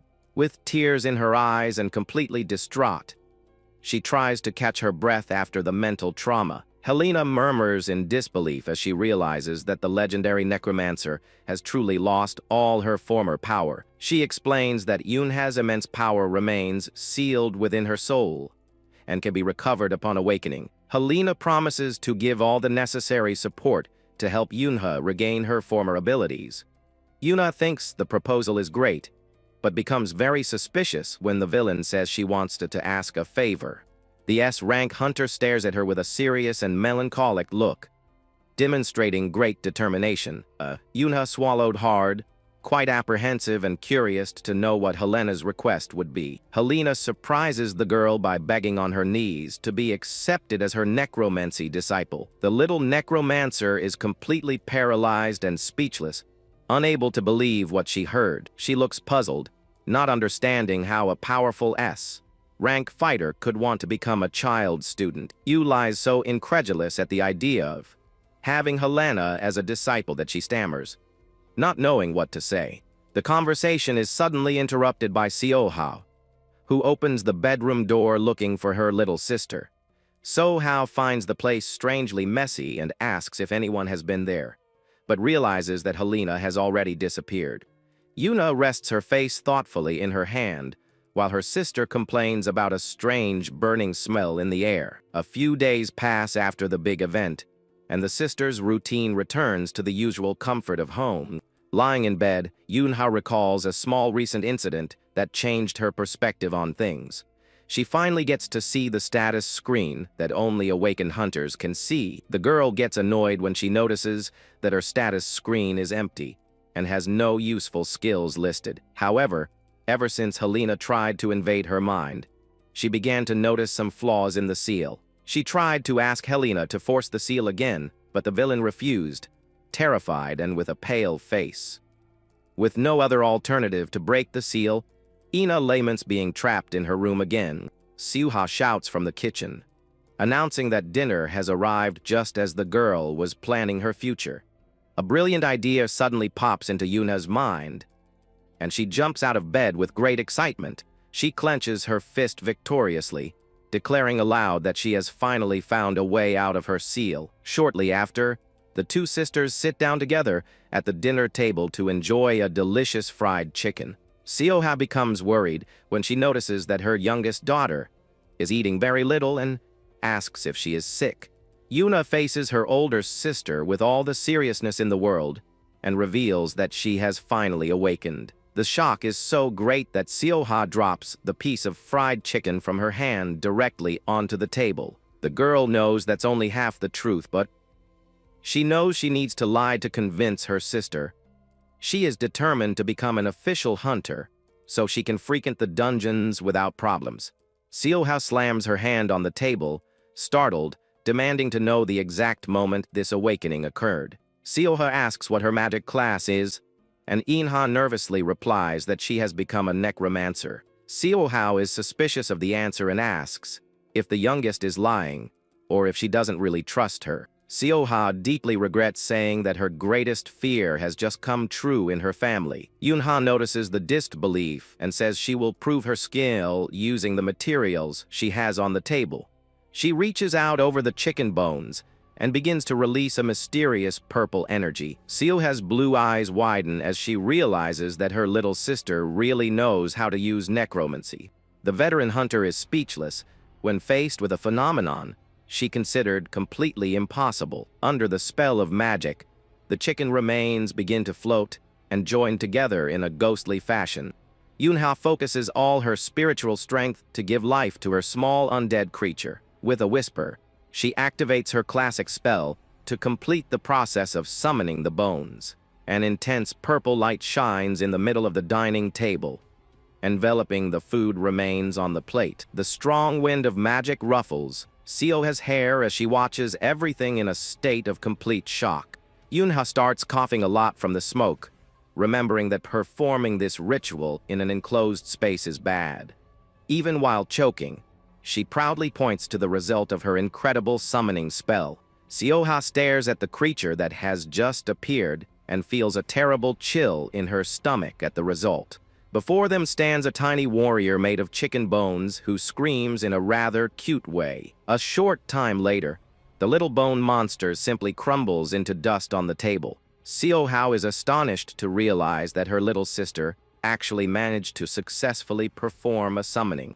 Yunha seizes the moment of surprise to demand that her sister take her to register as a hunter. To the girl's surprise, Seoha immediately refuses and forbids any registration as a hunter. Seoha explains that the most crucial skill for a true hunter is good group communication. She uses a soccer match as an example and says that the girl wouldn't even be able to ask for the ball. The veteran hunter argues that acting antisocially in dangerous dungeons is a fatal mistake. Seoha knows she doesn't have much moral authority to talk about this, but she wants to prevent her sister from suffering the same fate she did. Seoha decides to forbid the idea, stating that a girl so shy wouldn't be able to handle the pressure of hunting. Yunha clenched her fist tightly, feeling extremely frustrated and powerless in the face of the prohibition. Noticing the youngest daughter's sadness, Seoha softens her tone of voice and asks the reason for her obsession. The little girl hesitates for a moment and prepares to give a rather unexpected answer. She sadly confesses that she only wishes to become a hunter so she can live like an ordinary person. Seoha stares seriously at her younger sister, pondering the real reason behind her desire to become a hunter. Seoha thinks the girl just wants to stop being a burden and overcome her difficulties independently. But in truth, Yunha's only wish is to stop living as an idle dependent on her older sister. Seoha takes a deep breath and warns that she won't completely prevent the girl from trying to pursue a career as a hunter. The veteran hunter extends her index finger in an intimidating manner, imposing a single, rigid condition. With a rather firm expression, she makes it clear that Yunha will need to complete this challenge before anything else. The next day they go to the huge, bustling, and hunter training center run by the government. Yunha becomes extremely nervous, biting her nails anxiously in the presence of so many strangers. Her legs tremble uncontrollably in the classroom when the instructor finally calls her registered name. The little girl screams in fright, drawing the attention of all the students and surprising the teacher with the scare. She covers her mouth with her hands, stammering, apologizing as she feels a strong urge to vomit. The girl runs out of the classroom in despair, while the other students wonder what happened. Yuna runs straight to the bathroom stall, suffering from severe nausea due to her terrible anxiety. She wipes her mouth Exhausted, thinking about how impossible it will be to keep the promise she made to her sister earlier. Seoha demanded that she enter the training center and make at least 3 new friends in order to hunt. To the little necromancer, all those strange people seemed like nothing more than monsters that drained her energy. Her mornings are filled with tiring and lengthy theoretical classes that she is forced to attend and take notes on. In the afternoon, she endures intense practical combat training against experienced instructors. But the hardest and most painful part of this whole training routine is the constant feeling of nausea. The youngest daughter ended up gaining the infamous reputation of being the girl who is always feeling unwell in the hallways. Seoha firmly repeated that she would only grant Hunter permission after she had won over her new friends. Yunha cries in frustration in her hotel room, not knowing how to approach someone in that state. She begs for this terrible discomfort to at least disappear from her body once and for all. Suddenly, she remembers a very special item kept in the drawer that may be her only salvation. This is the brilliant ring with a green jewel that Helena gave her as a gift before she left. Helena called her aside in the hotel lobby on the day they said their mysterious goodbyes. The S-rank hunter handed over the valuable item, stating that it would be of great help on her journey. She explained that the jewelry calms the mind, allowing one to converse with anyone for 10 minutes a day. Helena earnestly warned about the dangers of exceeding the daily limit for using the powerful magic ring. The villain laughed provocatively, suggesting she tested herself to see the cute side effect of the ring. Yunha found that reaction suspicious, but realizes she now has no other option but to use the device. She puts on the ring, determined to prove to her sister that she can make lots of new friends at camp. The little girl arrives at the cafeteria looking like a real zombie. So tired from her morning training, sitting alone in the cafeteria, she realizes with frustration that it's already the 3rd day, and she still doesn't have any friends. Yunho recalls that in her childhood everyone was terrified of her because of her violent, fighting-prone temperament. Suddenly, she notices a boy at the next table complaining about the large number of bones in his fish. The other members ignore the boy's request, leaving a bored atmosphere among the group of students having lunch. A glint appears in Yunha's eyes as she recognizes a golden opportunity to use her cute necromancy. She activates the mental stabilization ring, feeling a wave of courage and calm wash over her mind instantly. The boy is startled when he sees the shy little girl suddenly approach his dining table. Yunha surprises everyone by speaking calmly and proposing to remove all the bones from her colleague's fish. Without hesitation, she touches the food, releasing a soft purple mist that leaves the boy completely astonished. Under the command of her necromantic magic, the entire fish spine slides off the plate by itself. The students at the next table watch the inexplicable phenomenon with wide, astonished eyes. The group celebrates, finding the trick incredible, and soon they start asking her to clean their dishes as well. Everyone starts happily praising her, saying she's an amazing and very fun person in the group. The little girl is overjoyed to be taking her first and victorious step towards a successful social life. The following day, the group of students from the camp takes a guided tour of a beautiful local memorial park. The instructor takes the floor in front of the monument, explaining about the losses of hunters in the past. He earnestly warns that many brave warriors continue to lose their lives in dungeons to this day. The instructor asks everyone to pay their respects to the dead in front of the large memorial monument. Yunha observes the cemetery with a thoughtful gaze, realizing the seriousness of a hunter's work. She notes that there is no better place than that cemetery to accumulate the energy of death. Suddenly, she shudders all over as she feels a sinister presence staring at her from atop a tomb. She spots the silhouette of a red-haired woman sitting peacefully atop a tombstone. Yunha wonders if that figure is a living person or the lost soul of a deceased hunter. She is shocked to notice that Chaitwa in soul exudes an incredibly strong aura of presence. This is the story of a legendary S-rank hunter who died during a difficult international expedition. as he ponders why the soul persists in the world of the living. His green ring begins to glow brightly. The little girl panics when she notices that Helena's ring activated on its own, without any command from her. A strong magical energy begins to rise up her legs, threatening to attract the spirits of the place. Yoonha's eyes widened in fright, realizing she wouldn't be able to contain the fury of that active magic. The sudden impact of the magical energy causes her to fall backward onto the asphalt in front of everyone. Her fellow campers rush anxiously to help her up from the ground after the fall. She looks at the ring and realizes with astonishment that the soul of the legendary huntress has been sealed within the jewel. Yoonha decides to use this great opportunity to thoroughly study the soul of the huntress trapped in the ring. The professor points to the blue portal and gives the final instructions for the start of training inside the dungeon. The novice hunters cautiously advance through the dark stone corridors, using torches. Suddenly, one of the instructors draws his iron blade to repel an attack coming from the shadows. Several hunters in training fiercely battle the terrifying insect monsters that emerge from there. They find the boss's large door, and the instructors warn them that they will enter alone for the combat. Yoonha begins to tremble with panic, cause the recharge time of her protective ring has not yet finished. Sung Min warns the group that he's sensing something quite strange and tense in the dungeon's energy. He notices that the flow of magical energy in the area is too weak for a common level boss.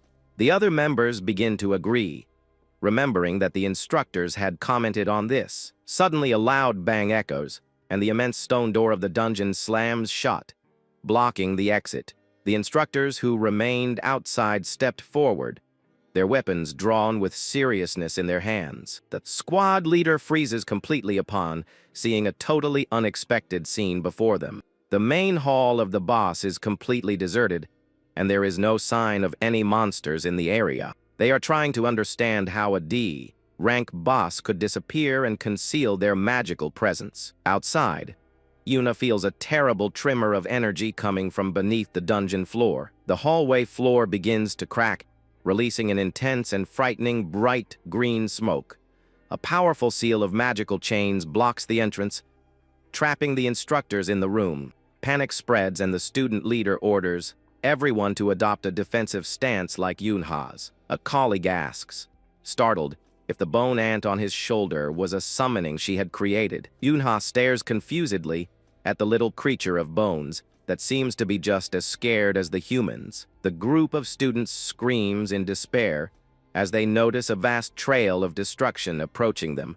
A gigantic horde of thousands of warrior ants begins to climb the walls of the corridor. The terrifying insect monsters roar deafeningly, initiating a deadly siege against them. A massive horde of monstrous ants starts climbing the wall and startles the young warriors. The giant insect roars, showing its sharp jaws as it charges toward the group of rookies. In a hurry, the little girl holds a small bone monster with her hand equipped with the glowing ring. The strong warrior slashes one of the monsters in mid-air with his sword, protecting the other mages behind him. The little necromancer notices the cooldown time is over and gets ready to use her red magic. At that moment, she activates the power of the special ring and begins releasing a dense purple mist around herself. Exhaustion hits hard, and the girl starts breaking into a cold sweat as she tries to control the massive magical energy. With a determined look, the young girl decides to risk it all and focuses her attention on the ongoing battle. Then, she shouts for her teammate to use her ice magic to quickly freeze all the enemies. The mage follows the command and casts a bright blue freezing blast against the cave monsters. Several giant insects end up completely frozen in ice blocks and start falling from the ceiling. Right then, the swordsman watches the scene, impressed by how effective the little girl's tactic is. Holding a bright pink crystal, the necromancer prepares to perform her great spirit summoning. The group leader shouts, telling everyone to finish off the fallen creatures to gather the intact shells. The little girl gives a smirk, realizing the elite warrior perfectly understood her plan. With that, the rookies attack the fallen targets to pile up the remnants on the ground as quickly as possible. Then, she approaches the fallen ants on the ground, ready to start her intimidating spirit ritual. Channeling the energy, she casts her spell and commands the remnants to rise as shadow servants. The other students are in shock seeing that spooky display of shadow magic. Soon, several white skeletal ants stand up and surround the little master, following her orders. With a fierce shout, the young necromancer orders her shadow army to overwhelm all the enemies there. The summoned shells charge hard at the enemy horde, starting a fierce clash in the tunnel. Meanwhile, the instructor strikes the magic barrier hard, trying to break the chains at the entrance. The sword strike fails completely, and he complains that the spirit seal hasn't even moved an inch. At that moment, the master hears the voice of the rookie warrior from the other side of the huge destroyed stone door. The boy explains they fell into a trap and asks if the students outside are okay. He says they took care of all the monsters and explains those creatures were only low rank. Then, the master is shocked to learn that the trainees themselves defeated the whole horde without any help. The young man shows a mental map and points out that he found a route where only the students can pass.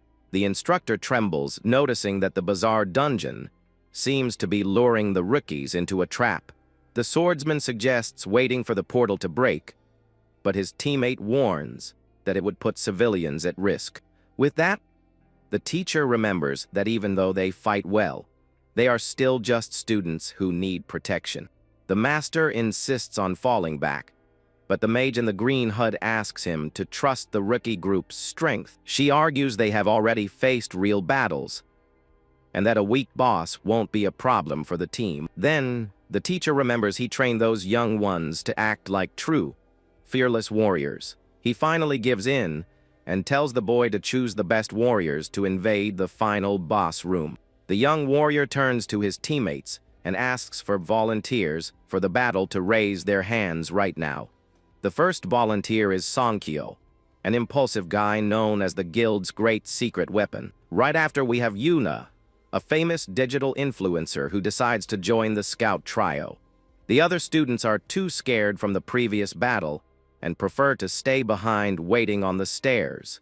The leader analyzes the members and realizes he needs one more person to complete the perfect attack team. Huddled on the ground, the little girl complains about the skeletal monsters and mentally begs to go home already. But the warrior reaches out his hand with a smile and says the little necromancer's help will be essential for the mission. With that, the makeshift group of 4 warriors moves forward, surrounded by the army of awakened ants. The little girl knows her class is strong because her minions serve as both living shields and attackers. The leader attacks the weakened enemies while the bone monsters absorb all the damage from the opponents. At that moment, the girl celebrates that her army is easily restocked with the new fallen targets from the battle. Several dark phantoms and skeletal ants march right behind, maintaining full protection for the team. Yuna asks if the little girl wants to walk closer, but she replies she prefers to keep her distance. The swordsman complains about bringing a useless kid, while Yuna reminds him she made the whole fight easier. Without the active power of the ring, the little girl decides to fall back a bit, so she isn't so close to the shadow minion. Then, she gets distracted and ends up bumping face first into the muscular back of her own summoned servant. Annoyed, the little girl complains about the sudden stop, but the shadow monster points forward in silence. Right then, the swordsman points to a huge rustic wooden door that seems to be the boss room. Very carefully, the scout leader places his hand on the cold wood to check for danger inside. Then, the warriors push the great gates, revealing a golden glow coming from inside the place. Inside, they spot the silhouette of a fearsome lizard warrior standing on a magic seal. The impulsive young guy with axes smiles arrogantly, claiming the opponent looks way too weak. Without hesitating, he dashes forward, ignoring the retreat warning from the leader, who tries to hold back his impatience. With a swift strike, the warrior hits the reptilian enemy, dealing a heavy blow with his sharp axes. He starts laughing out loud, celebrating how easy the attack was without noticing the opponent's trap. But the injured monster shows a creepy smile, revealing that the physical damage was nothing but an illusion. Confident, the warrior steps forward to deliver one more finishing strike against the large-scaled creature. He shouts fiercely, demanding the opponent's defeat, while bringing down his weapon with all his might. But the strike only hits the air, cutting through the empty room without causing any real harm to the target. Confused, the warrior wonders where the opponent went and notices a blue glow appear right behind him. A terrifying blast of lightning strikes the boy with intense force, making him scream in extreme pain. The electrical explosion consumes the air in the room with a devastating force that scares the scouts at the entrance. The young swordsman yells desperately for his teammate upon seeing the power of that destructive spell. The digital influencer grinds her teeth in anger, complaining about her teammate's foolish attitude. The little necromancer watches everything with disdain and wonders mentally if that warrior is an idiot. She analyzes that he ran in like a fool shouting glitchy phrases, and ended up falling easily for the enemy's illusion. Even though he's coughing a lot, the impulsive guy stays on his feet, showing he has great physical endurance. The lizard warrior raises his glowing staff, proving he's no ordinary low-rank opponent. He starts gathering a massive amount of blue electricity around his spirit weapon. A huge blast of lightning is fired at the injured warrior, who doesn't have time to dodge the strike. The young man takes the direct impact of the destructive magic with his teeth clenched in pure determination. The immense electrical discharge pushes the boy against the wall, generating a blue flash all over the scene. The swordsman anxiously asks if the little girl is ready yet, while she asks the group for patience. She explains seriously that only the impulsive axe warrior can handle such destructive power. With that, she uses the boy as live bait to calmly analyze all of the opponent's attack patterns. Feeling the pain, the boy shouts furiously, asking why the rest of the group is just watching the fight from afar. The necromancer mocks the situation, saying he should pay more attention to the dangers around him. But before she can answer, the warrior is hit again by a powerful electrical beam from the adversary. The impact throws the boy far away, making him yell in pain as he flies violently against the stone floor. The exhausted warrior collapses face first onto the ground right in front of the little girl and her bone servants. Ignoring her allies' fall, the young girl carefully analyzes the mysterious magic formation drawn in the room. She notices the presence of glowing totems at the top of the columns that seem to be channeling mystic energy. Observing the large mystic circle on the ground, the experienced mage perfectly understands the enemy tactic. Then she steps forward very calmly, stating that she will take control of the battle by herself now. Suddenly, the fallen guy grabs the girl's leg tightly, instantly scaring the little necromancer. Grinding his teeth, the tired warrior accuses the little girl of using him as cheap bait in the dungeon. Faced with the accusation, the young girl gives a mocking smile, showing no guilt at all for what happened. She sticks her tongue out teasingly, calling the axe warrior pathetic and weak in combat. The lizard shaman watches the scene with fury, realizing he is being totally underestimated by kids. At that moment, the boy passes out completely due to the effects of the poisonous mist that covered the battlefield. The scouts run over worried, but the necromancer mentally praises her fainted ally's sacrifice. The arrogant reptilian boss roars victoriously, believing his win in the dungeon is already guaranteed. But she raises the pink crystal and activates her soul-harvesting spell to end the adversary's game. Soon, her dark servants roar intimidatingly, releasing an absurd amount of purplish magic energy into the air. The little girl channels her power and fires purplish energy beams straight at the stone totems. Stepping firmly into the center of the magic circle, she disables the illusion trap created by the terrible boss. With that, the two opponents face each other in the Great Hall, ready for the final showdown. The monster tries to fight back, but gets scared noticing that his main mana source is cracking and about to collapse. Then, she points her hand and commands a spirit blast to destroy the objects that were empowering her rival. A huge burst of shadow spell blows up the power sources and shatters the room's great protective seal. The lizard chokes on the smoke while the little girl mockingly asks if he enjoyed playing shaman. With a snap of her fingers, the little necromancer decides it's time to summon all her bone ants. Soon, dozens of small skeletal creatures surround the tired enemy, leaving no escape route. The monster yells in despair, knowing he should have run away before his strength was completely canceled out.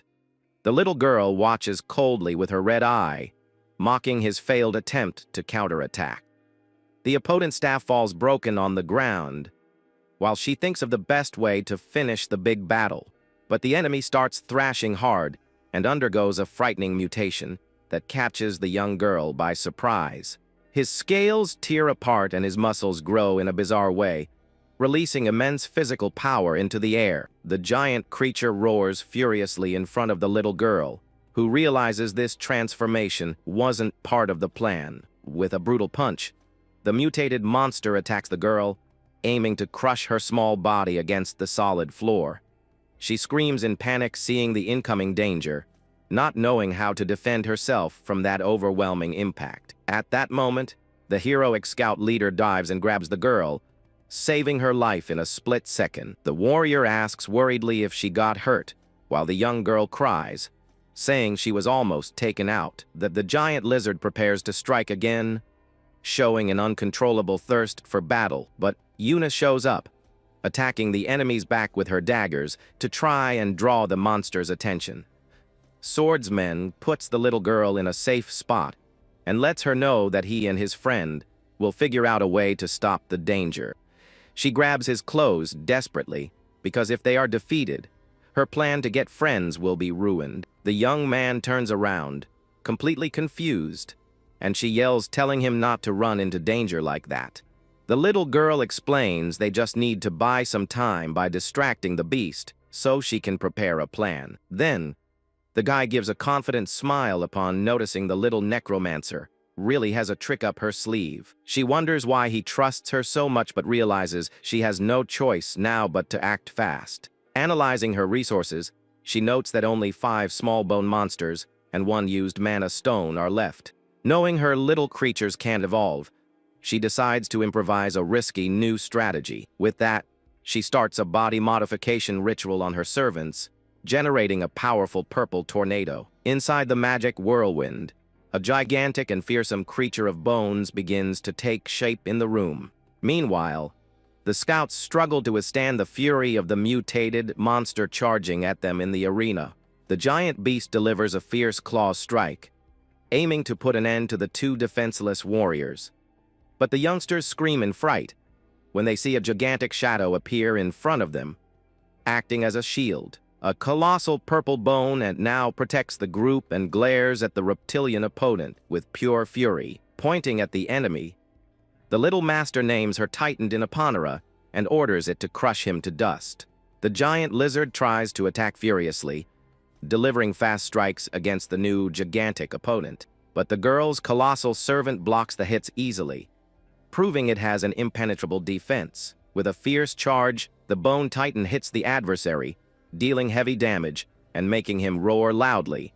The impact throws the reptilian creature far, knocking his massive, battered body straight to the ground. Next, the gigantic minion crushes the boss once and for all, securing the group's great victory. Exhausted but relieved, the little warrior celebrates that the combat is finally over and everyone is safe. As she was getting ready to leave, a blue system status screen starts glowing right in front of her.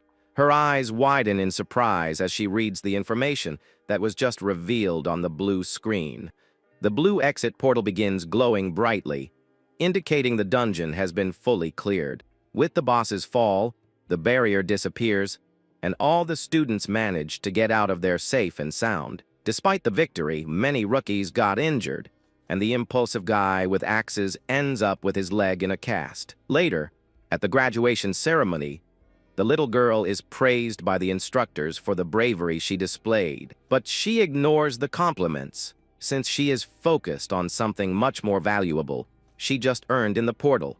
Smiling, She notices her status finally went up, and that she has now reached her well-deserved level 1. The 3 teammates arrive at the girl's house, and are very surprised when they walk in. The older sister welcomes them happily and asks if they really are the little necromancer's new friends. They celebrate, revealing they are huge fans of the veteran warrior, while she chuckles awkwardly. Meanwhile, the little girl is focused on playing games on her computer and complains that her guests arrived too early.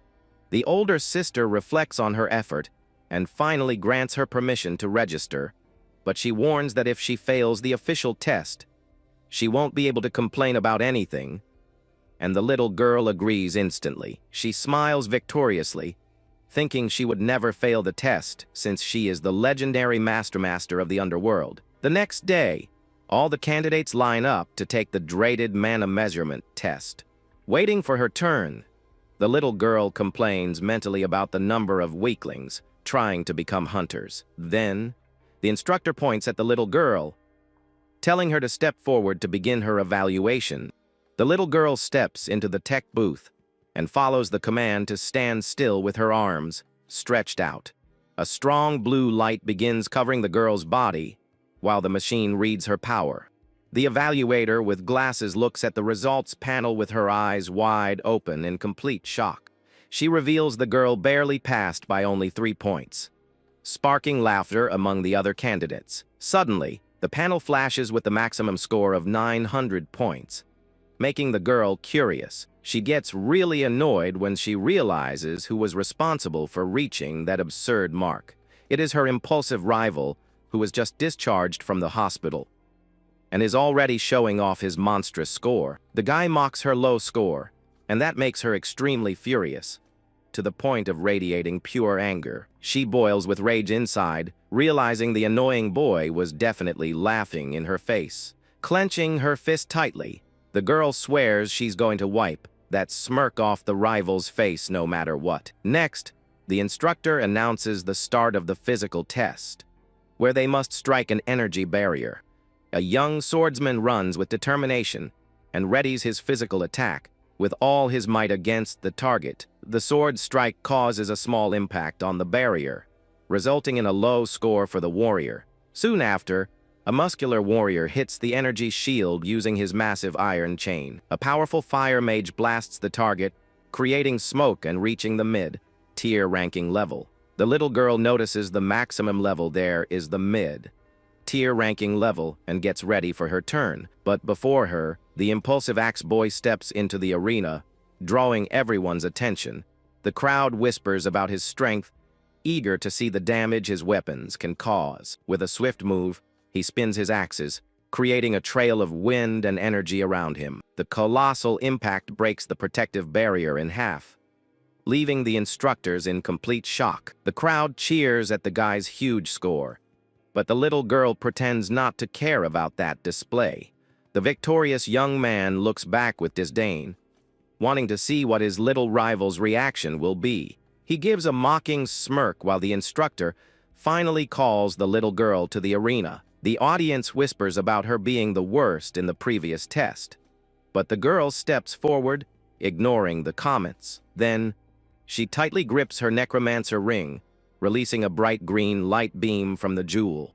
With a cool head and fully focused, she takes a deep breath, ready to show her true physical strength. She draws her sword, explaining mentally that her awakening also boosted her physical attributes. The weapon's blade starts turning completely dark, enveloped by a dense and spooky shadow energy.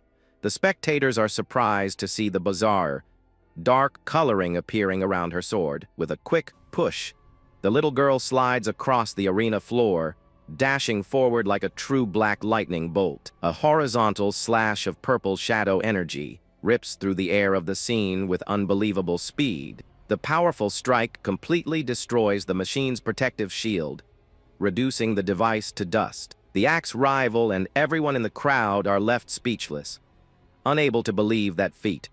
The instructor with glasses breaks into a cold sweat seeing that the testing equipment was simply pulverized by the strike. She rests the weapon on her shoulder dismissively, celebrating achieving the arena's new all-time record. The arrogant boy trembles in fear, realizing the massive gap in power that exists between him and the girl. Mockingly, the little girl sticks her tongue out at him, declaring that his performance was very pathetic. He grinds his teeth in pure humiliation, while the young girl has fun knowing she finally got her payback. Suddenly, the scene goes dark, and the girl hears familiar voices calling her name insistently. She opens her eyes and faces her older sister's worried face, asking if she woke up. She wakes up startled and asks her sister if everything she experienced in the ranking test was just a dream. Her sister explains that the little girl came home skipping and humming with joy over the great result. But suddenly, the girl locked herself in her room and started screaming desperately, scaring the whole neighborhood. Then, she threw herself into the young woman's arms, crying like a dramatic drunk and begging not to be thrown away. The little girl was acting hysterical and pointing fingers, making everyone think she was crazy. She even shouted on the balcony, whining about her end until the young woman restrained her so the neighbors wouldn't complain. Despair hits as she remembers that, with the excitement of the test, she simply forgot to wear her special ring. With that, she understands Helena's warning about the terrible side effects of not wearing the protective jewelry. To celebrate her passing, her veteran sister prepares a wonderful feast with a gigantic roasted lobster. The little girl is amazed by the luxurious food and thanks her dear companion for the kindness. During the meal, the veteran asks if the little one really reached the top of the mid-tier ranking today. With her mouth full, the young necromancer brags, saying that to her, this kind of evaluation is a piece of cake. The older sister watches the girl's appetite and reflects proudly on the good performance she had in the test. Then, the veteran wonders if the girl's strange stories about the underworld aren't actually true. She imagines the girl as an imposing shadow queen, ruling an army of the fallen while standing on skulls. But the reality is that the girl only summoned a tiny skeletal minion made out of lobster shells. The grand illusion quickly fades from the young woman's mind, leaving a very comical mood in the kitchen. Silence takes over the apartment as the older sister realizes her sibling isn't exactly normal inside. Drinking some tea, the veteran decides to focus on the future and asks what her next steps are. The little girl gets confused by the question and wonders what plan would be necessary for her career. She plans to fight solo, but the older one warns that entering portals requires a minimum combat party. The little one feels uncomfortable since she hates working in a team and prefers the peace of acting alone. Deep in thought, she tries to find a solution until a glimmer of hope sparks in her brilliant mind. Excitedly, she reveals she knows a high-level hunter who might agree to partner up with her. Under a gray, cloudy sky, the young yeon walks peacefully along a beautiful, empty stone sidewalk. She sends text messages confirming she is on her way to the agreed meeting point with the master. The girl takes a deep breath, holding back her nerves, as she walks up the hill surrounded by green trees. Feeling her heart race, she celebrates that she will finally get to know her mentor's true identity. She tries to guess the master's look, imagining he must be a mysterious and very elegant man. Then, she blushes with embarrassment, fantasizing about a charming foreign warrior coming from distant lands. But she finds the invitation to climb an isolated mountain weird and wonders where he actually lives. Step by step, the young girl moves forward with firm strides, determined not to be late for the most important meeting. Soon, she spots a huge oak tree and notices the silhouette of someone waiting quietly there. Running joyfully, she asks if that hooded figure is the master she has tried so hard to meet. She introduces herself with a huge smile on her face, showing all her excitement for the unique moment. The hood falls back, revealing the little, trembling girl holding her phone with both hands, looking quite shy. Yeon is confused, seeing only a small child in the spot where the great sorcerer should be. Then, she points at the girl, asking if she is a relative or the daughter of the legendary shadow mentor. But suddenly, the girl's eyes light up as she comes to an absurd conclusion about the current situation. She deduces the little girl is a perfect awakened minion created by the master and that makes the little one furious. The little necromancer complains about the student's slowness, revealing that she herself is the secret mentor from the internet. She looks at her student seriously, confirming her true identity as the Great Spirit Master. Walking together, they discuss the need to form an official party so they can hunt freely. The student is amazed by the master's cuteness and tries to get closer, while the girl asks for space. She puts up with the annoyance, remembering this partnership is the only way to enter portals with few people. Knowing the student is a strong warrior, the little girl decides to use her services to make things easier. Without wearing the stabilizer ring, the little girl suffers from her companion's constant chattering and feels exhausted.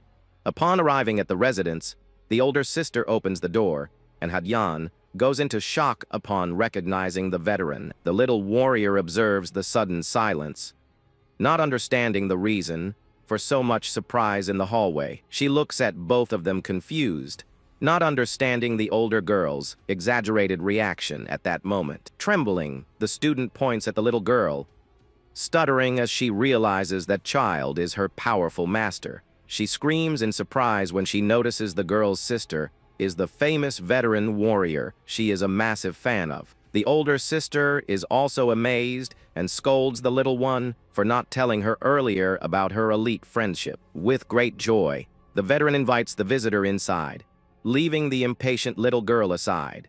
Sitting at the table, they chat in a friendly manner, commenting on how small the hunter world is. Then, the tense mood fades quickly, and the two veteran warriors start discussing battle stories. Soon, the older sister adopts a very serious tone and decides it's the ideal moment to get down to real business. She asks what the young girl's solo combat limit is, and wants to know which enemy she can beat without help. Deep in thought, the girl bites her lip, trying to remember the toughest monsters she has ever faced in dungeons. She explains she can take down a poisonous bull and even a crystal wolf if she really tries her hardest. The veteran continues her strict interrogation, wanting to ensure her younger sister's absolute safety. Suddenly, the topic changes, and the older one asks what the correct reaction should be if an argument starts. Confused, the student tries to recall military etiquette rules, counting the steps on her own fingers. The veteran reminds her she must control the environment, since the little one tends to give in easily under extreme pressure. Then, she points out the nervous tics in the little girl's eyes, explaining how to read the youngest's expressions. The girl celebrates with great excitement upon receiving final authorization to form her dream hunting party. With the suffocating meeting over, the student sends texts on her phone, amazed by her mentor's past. The little warrior answers while lying in bed, admitting she has now found a good clue about her power. She gives a subtle smile, reading the promise of unconditional support sent by her loyal and dedicated student. Then, she falls back happily, celebrating that starting tomorrow, she will begin her insane hunting marathon. She knows that by leveling up, she will be able to summon the gigantic and formidable guardians of the underworld once again. But the main mystery in the little girl's mind is finding out who was responsible for sealing her powers. Facing a huge magic seal, she questions the mysterious forces that blocked her sorcery. She dismisses the possibility of it being the blonde deity, since not even a demigod could seal her soul. With that, the little girl sits up in bed, spooked as she deduces the true magnitude of the opponent who cast this spell. She concludes fearfully that the terrifying being capable of performing such a seal must be hiding here on Earth. Furiously, she promises to turn the culprit into her first awakened minion as soon as she finds out their whereabouts. A short time later, the team's car travels down a road surrounded by a forest toward their first real portal. The driver complains about the little mentor's amount of demands, having rejected almost all the dungeons. But the argument is cut short when the little girl gets carsick and covers her mouth, about to throw up. The motion sickness hits hard due to the curvy road, and the driver screams frantically, telling her to use a bag. Finally, the vehicle's tires stop on the dirt, indicating they successfully reached the end of their route. Desperate, The little girl tumbles out of the vehicle straight onto the dirt, feeling extremely dizzy from the trip. Getting up from the ground, she focuses her gaze, determined to show all her dignity as a master inside the portal. The student gets out of the car and looks for the reception area, where they have to do the mandatory hunting registration. But the guild guard blocks their entrance, warning that without a physical hunter license, access is forbidden. The student is shocked to discover that her great mentor simply forgot the document at home. The little girl panics and starts screaming in anger, pulling her own hair over the silly distraction. The guard watches the scene in silence as a metal bottle cap rolls across the sandy parking lot floor. Then, the student crosses her arms in disappointment, while the girl starts whimpering out of pure embarrassment for her mistake. Crying loudly, she regrets the loss of her dignity, having to make the whole trip back to grab her ID. Already inside the dark cave, the student keeps scolding the little girl, who tries to defend herself from the lecture. Suddenly, the group hears heavy footsteps, and a huge beast's furry paw emerges from the dark depths. The girl stops her lecture and gets ready for the incoming fight, while the little one still complains mentally. 3 gray wolves with bright red eyes emerge from the shadows, growling threateningly. The master instructs the student to summon her spirits, but the girl thinks that would be overkill against wolves. Annoyed, the little girl tells her to stop complaining and focus on the command, showing 3 glowing magic eggs. Obeying the order, the girl throws the objects on the ground, summoning the spirit servants with her purple mist. Huge phantom beasts of purple energy rise from the smoke, scaring the real wolves in the cave. Additionally, several skeletal warriors armed with shields and bows rise, ready to fight. The fearsome bone soldiers charge hard at the wolf pack, starting a violent clash. The wild animal roars, baring its sharp teeth as it charges toward the phantom army, but the bone warrior is faster and blocks the wolf's bite with its impressive endurance. An extremely fast and precise sword cuts through the cave air with incredible ease. The finishing blow goes through the wild creature, scattering its energy across the stone wall of that dungeon. Right after, the skeletal archer fires a pinpoint arrow at another opponent trying to run away. The giant soldier's fist brutally hits the animal's snout, breaking its defense instantly. The strong minion smashes the ground with its heavy fist, creating a big impact that throws the enemies into the air. The wild animal's body collapses lifelessly on the cave floor, totally defeated by the strength of the summons. The student celebrates the victory, proud of the performance, while the little mentor watches with utter disdain. With that, the girl pouts and sulks, hearing the harsh criticism about her lack of technique. Annoyed, she dares the little one to show her how it's done, and the girl tells her to keep her voice down in the dungeon. The bone warriors start fading into purple smoke under the little master's silent command. Then, she points her hand at the fallen bodies and tells the student to pay close attention to her movement. She stands still while a giant wild wolf runs toward her very furiously to attack. The opponent leaps fiercely, but the little girl merely focuses her purplish magic energy in the palm of her hand with a mystic strike. She hits the target in mid-air, explaining that the secret is to focus energy on the core of the being. Right after, the little necromancer casts her classic spell to begin the reanimation process. The animal skeleton rips out from inside its own body, wrapped in a thick and spooky purple smoke. The new giant skeletal beast charges furiously, tearing through the other enemies with its sharp claws. The shadow minion executes extremely fast slashes, ending the entire cave thread in seconds. The opponents cry out in pain, unable to react against the spectacular speed of the bone wolf. The combat ends quickly with the fall of the entire pack, guarded that dark part of the cave. Yeon watches that scene with wide eyes, unable to believe what she just witnessed. The student grabs the little girl, screaming with excitement, and asks if that really is her level 1 power. The little girl tells her to stop yelling and patiently explains how to save mana during summons. Smiling inwardly, she reveals that her hunter level just went up to level 2 after the fight. Outside, The guard looks at his wristwatch and calculates that it will take them hours to come out. He stretches in his chair, thinking about going to grab a snack, believing the dungeon will still take a long time. But the two girls casually walk out of the portal carrying a large bag full of valuable loot. The security guard runs toward them in surprise, unable to believe the dungeon was cleared so fast.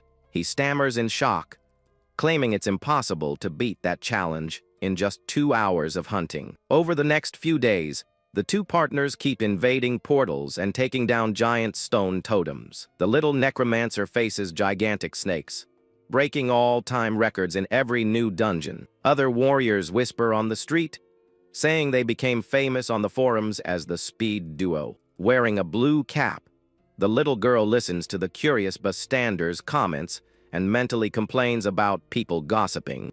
With 1 month of training, her level goes up to 17, making the young girl proud of her fast progress. But the piece ends when the student invites the little girl to join her lab broadcast. The young woman clasps her hands, begging for help since she made a bet with her social media followers. She throws herself on the floor begging, while the little master tries to break free, complaining about all that drama. Sighing, the girl accepts the invite and mentally prepares to deal with the burden of getting famous. The stream's chat floods with eager messages as the viewers wait for the live to start. Wearing a skull mask, the little girl steps in front of the camera and stammers a shy greeting to everyone. The internet users make fun of her, calling her an apprentice, but she nervously answers that she is actually the Grand Master. Annoyed by the jokes, she lifts the mask and yells, asking if they want to see real magic live. She starts arguing excitedly with the followers, completely forgetting her shyness in front of the screen. The student watches the scene happily, realizing the audience loved her little mentor's strong personality. Suddenly, the girl's expression changes when reading a weird question about a famous warrior in the stream chat. Replies that she doesn't know this mysterious figure, leaving the chat viewers quite surprised. Then, the little girl presses a computer key, stating that if they fought, she would easily beat the rival. At that moment, the blonde turns off the computer, and the little girl complains, not understanding the reason for such a rush. With that, the blonde panics, while the smaller one thinks talking about that hunter was no big deal. Quickly, the internet explodes with news saying the rookie decided to challenge a famous warrior. Right then, a mysterious man looks at the challenge post on his phone with close attention. He takes a drag from his cigarette while reading the gossip about the new hunter who tagged him online. The American elite hunter with sunglasses is surprised to see the little girl's boldness on the internet. He is famous for leveling up very fast and is considered one of the big stars of this new world. Known as a relentless gladiator, this warrior has a violent fighting style and recovers quickly, despite being popular for his honesty in interviews. He also has a reputation for being quite arrogant. The man says he hates necromancers and finds it gross to use allies, fallen forms as shadow servants in battle. Then, the host asks if that critique was aimed at the girl who went viral on the internet. Taking off his glasses, the warrior says the rookie made a mistake and needs to learn a real lesson. He points at the camera, stating that real warriors fight head-on without using monsters as shields. With that, the TV is suddenly turned off by a remote, cutting the program's broadcast. The older sister holds the device with a scary face and gives off a purple aura full of pure rage. The two girls are kneeling on the floor, trembling in fear of the scolding they are about to get from the veteran. They apologize silently while the older girl glares at them with her hands on her hips, demanding answers. Then, the veteran yells, saying the gossip spread worldwide, and the little girl cries, trying to explain herself. The older sister also scolds the blonde for not turning off the live stream before the chaos broke out. The younger one asks if the situation is serious, but the blonde warns that she doesn't know the danger of that hunter. The veteran explains that besides being very strong, the rival has a dark past linked to dangerous individuals. To make matters worse, she reveals that the American warrior is extremely vindictive and holds grudges, He already ruined a colleague's career just over a silly fight about burger brands.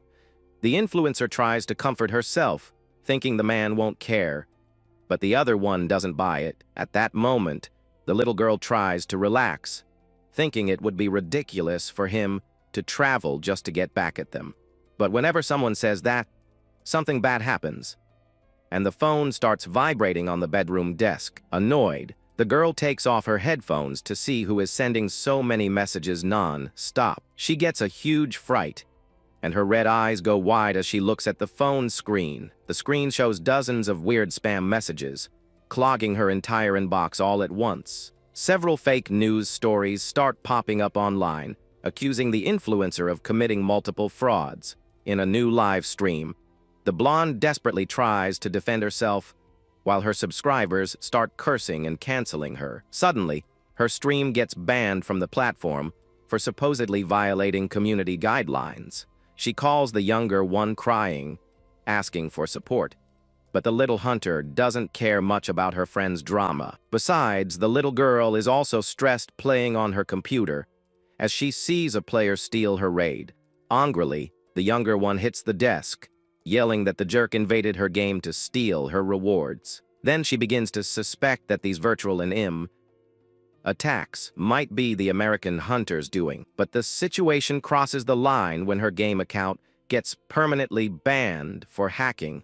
The little one freezes in front of the white computer screen, unable to believe the unfair ban. Her phone falls from her hand straight to the dark bedroom floor, while silence takes over the place. On the floor, the device keeps vibrating, displaying more threatening messages telling her to watch out. Instead of getting sad, the little one gives a bizarre, unhinged smile, showing her patience is gone. She starts laughing in a bizarre and uncontrollable way, releasing a frightening thirst for battle in the room.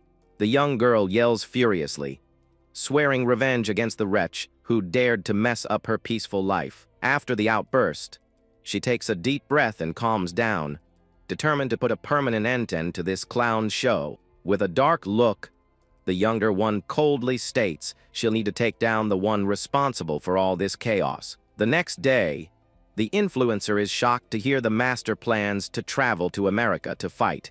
The blonde covers her mouth, afraid of drawing the attention of the employees working in the coffee shop. Wearing a mask, she tries to convince the girl to drop this crazy idea of traveling because of a live stream. But the blonde gets confused when the little girl says the main problem isn't the banned broadcast.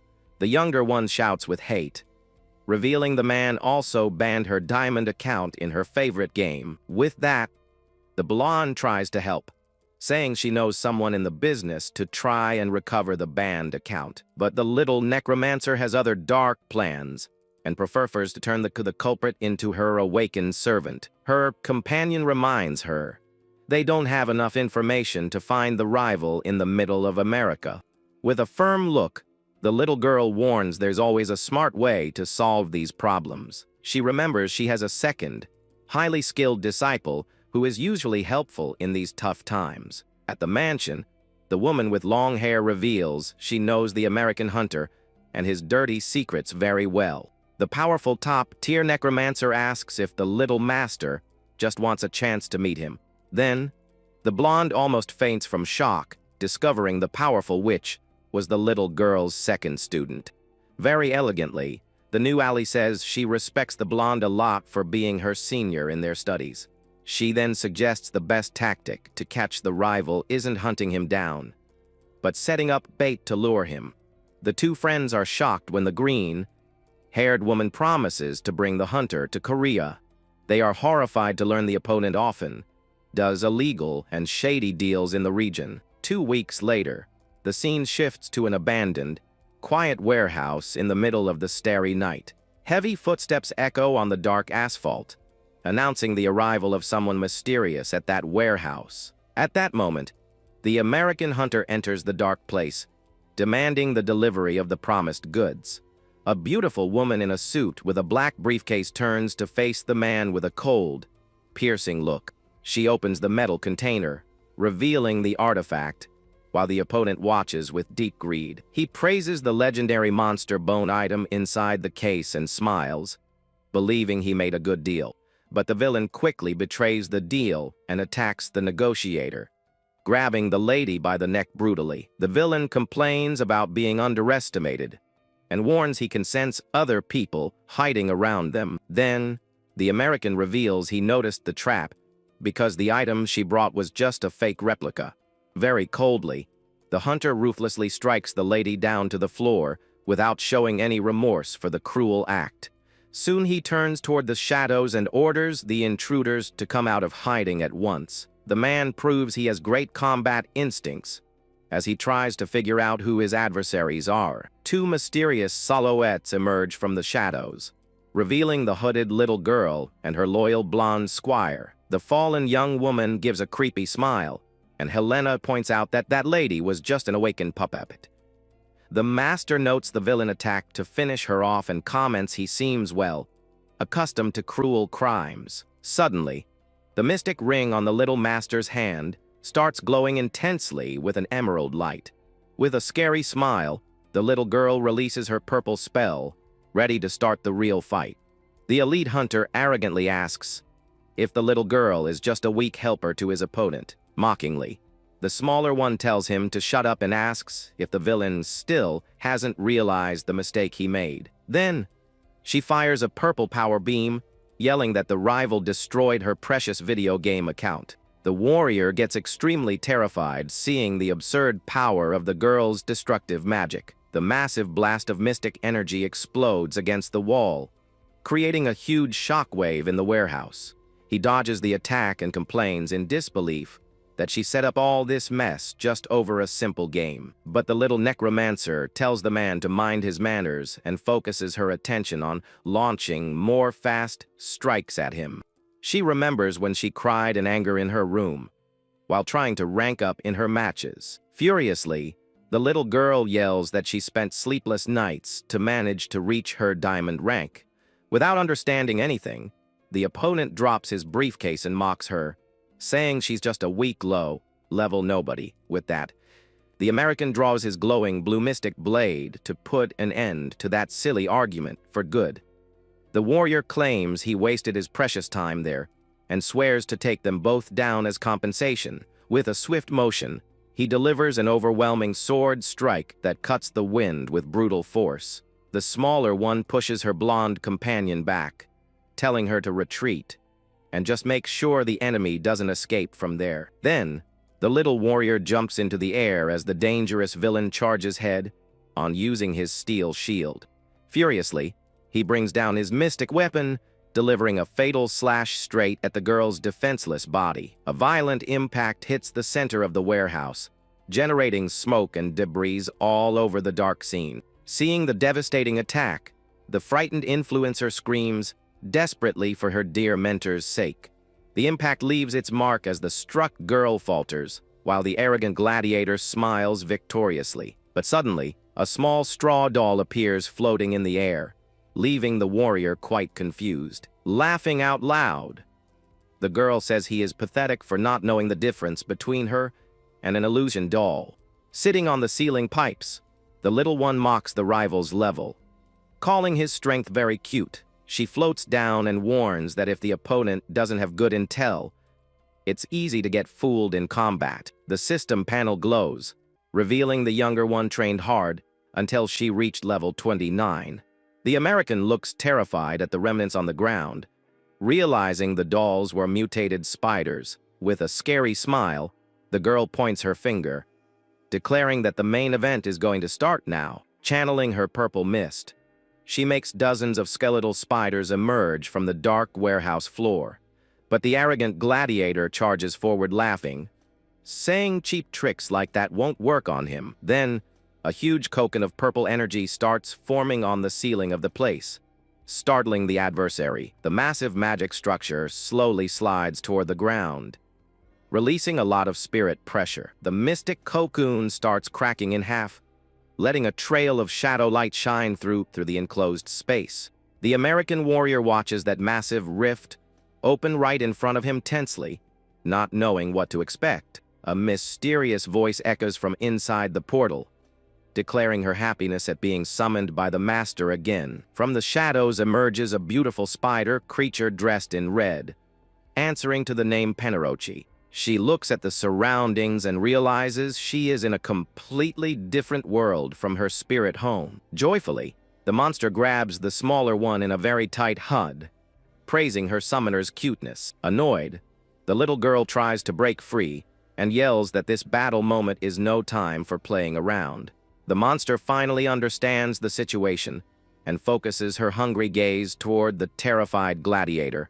Pointing at the adversary, the little girl orders her servant to end his run in just 7 minutes. With her dark, shining eyes, the fearsome creature promises to fulfill her master's order right away. Then, she unleashes a terrifying shadow presence that makes the American hunter tremble with pure dread. He breaks into a cold sweat upon realizing the low-level summoner can control such strong elite servants. Panic sets in, and the warrior decides to step back, feeling that this fight will be very complicated. But in a cowardly move, he changes his route and leaps with his sword, aiming to strike the blonde watching from afar. The horizontal slash of his blade rips through the air, trying to hit the young woman in the dark arena. Desperate, she covers her face, screaming in panic as she sees the mystic weapon is about to hit her body.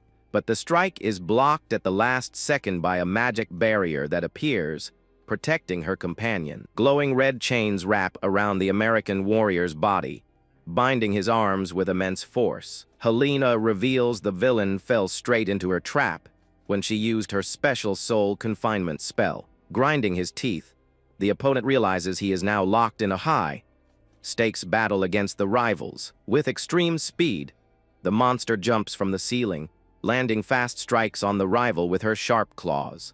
He uses his shield to hold back the aerial attack, but the battle's pressure starts cracking the concrete floor. Grinding his teeth, the warrior shouts furiously, calling the two adversaries insolent pests. Then, the American hunter begins a violent sword charge, trying to strike the creature's chest. He focuses all his physical strength on the frontal attack, showing a savage fury worthy of a gladiator.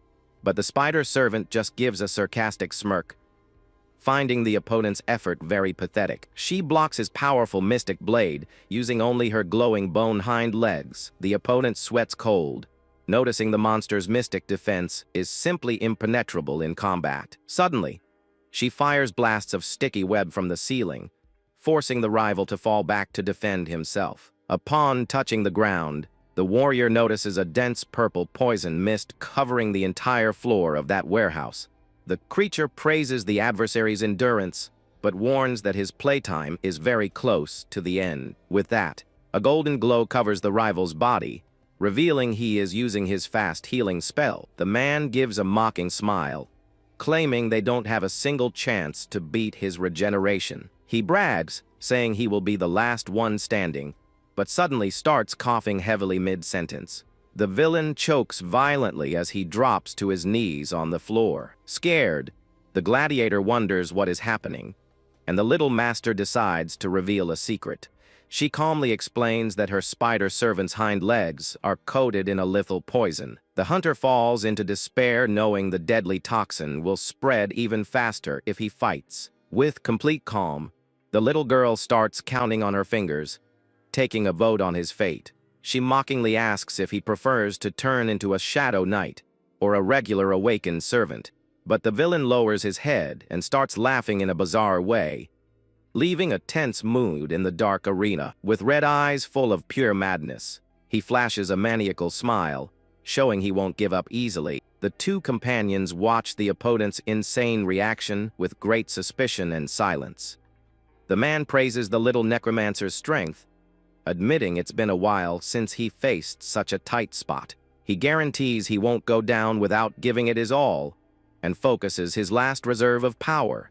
The little master notices the rival's sudden energy shift and stays alert for his next move. Then, the gladiator charges forward like a true golden hurricane, shattering the very ground with his steps.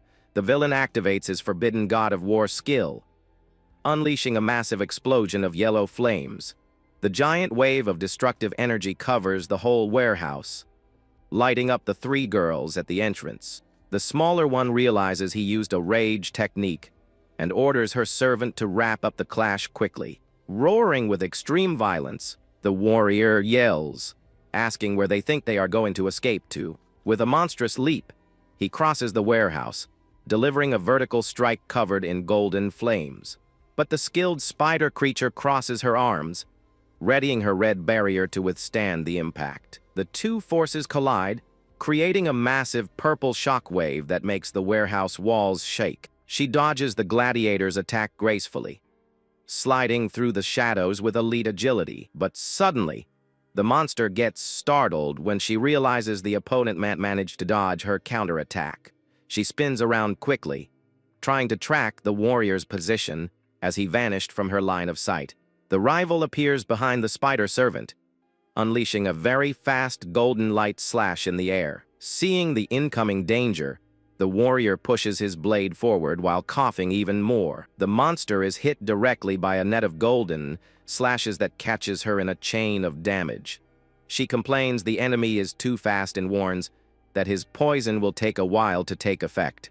The spider servant asks the master to increase the magic energy supply, but she says she's at her limit. Taking hits, the monster says she needs to assume her true giant spider form to win the fight.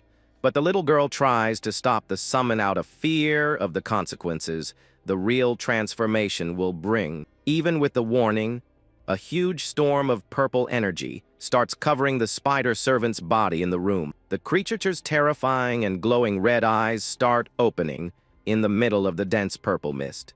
The mystic impact of the mutation creates a blast of dark wind that violently throws the rival far away. The opponent balances on the ground with difficulty, grinding his teeth in pure terror at the cocoon's power. The monster's body starts growing bizarrely, revealing the gigantic monster that was hidden. Finally, the elite hunter looks up, trembling with fear as he sees. The elite hunter smiles insanely upon seeing the beast's size, saying that now the fight is worth it. Then he charges forward, launching a destructive golden slash to cut the giant spider monster in half. The gladiator screams with all his might, releasing a massive amount of power into the smoke.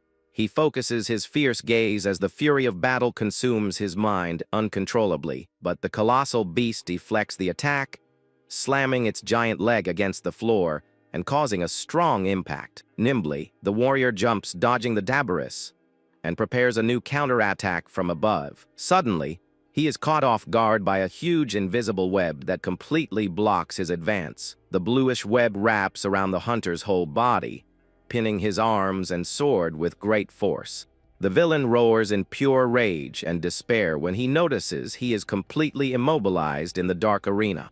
The blonde runs with the little girl in her arms to escape that explosion, while the adversary is thrown far. Then, the giant spider delivers a crushing blow, slamming the gladiator brutally against the floor. The hunter's sword starts shaking in his hand, weakened by the devastating effect of the lethal poison. Even heavily injured, he gets up screaming with hate and attempts one last desperate charge with his weapon. A screeching sound of metal echoes through the warehouse as the forces clash in a brutal final showdown. The monster shows a diabolical smile while the gladiator realizes his strength is completely gone. With that, the crushing blow shatters the concrete floor, finally taking down the hunter amidst the dust. The golden marks glow one last time in the shadows, revealing the end of that frightening battle. Smoke slowly begins to clear, while the purple mystic portal closes in the darkness of the warehouse. A giant stone cocoon remains intact amidst the debris, serving as protection for the two girls. The blonde breathes a sigh of relief as she steps out of the mystic shield and gives thanks for that magic cocoon's resilience. But the little necromancer complains angrily at her own spider servant for almost draining all her mana. From the shadows, the beautiful spider creature returns to her human form. Walking slowly through the smoke, she complains about her master's weakness and tells the girl to level up before summoning her again. The blonde walks with the tired little girl in her arms and questions the fate of the injured American hunter. At that moment, They spot the villain totally tangled in blue webs, showing no signs of getting back up. He breathes very heavily and stammers that they will pay dearly for this offense in Korea with hatred. The man swears the rivals will be hunted by his guild to the ends of the earth. He yells that the mysterious rogue organization called Hades will chase them all over the world. The little girl keeps a straight face, claiming she has never heard of any organization with that name. Suddenly, the opponent stops talking entirely, and the blonde gets startled as she realizes he just faded away right there. Very weak. The little necromancer collapses on the floor, complaining about extreme exhaustion after dispelling her magic. She tells the blonde to step back a bit so she can start the battlefield cleanup process. Days later, the television shows news that the famous American warrior has been missing for a week. The older sister finds the news weird, while the little girl plays dumb, gaming on her phone. But suddenly, the younger one's red eyes light up as she reads an unexpected notification on her device. Joyfully, the little one celebrates that she finally managed to recover her beloved account and goes back to playing video games. In the mansion, the red-haired disciple talks to Helena, praising the success the secret plan against the adversary. The Master of Shadows thanks the redhead for her help, telling her to rest after all her effort on the secret mission. Sunk into the armchair, Helena reflects on the dangers of the little girl getting involved with the terrible Hades. She knows the members of that dreaded rogue cult will have to reveal their true identity. 2 months pass by, and peace reigns in the city under the beautiful starry night sky full of tranquility.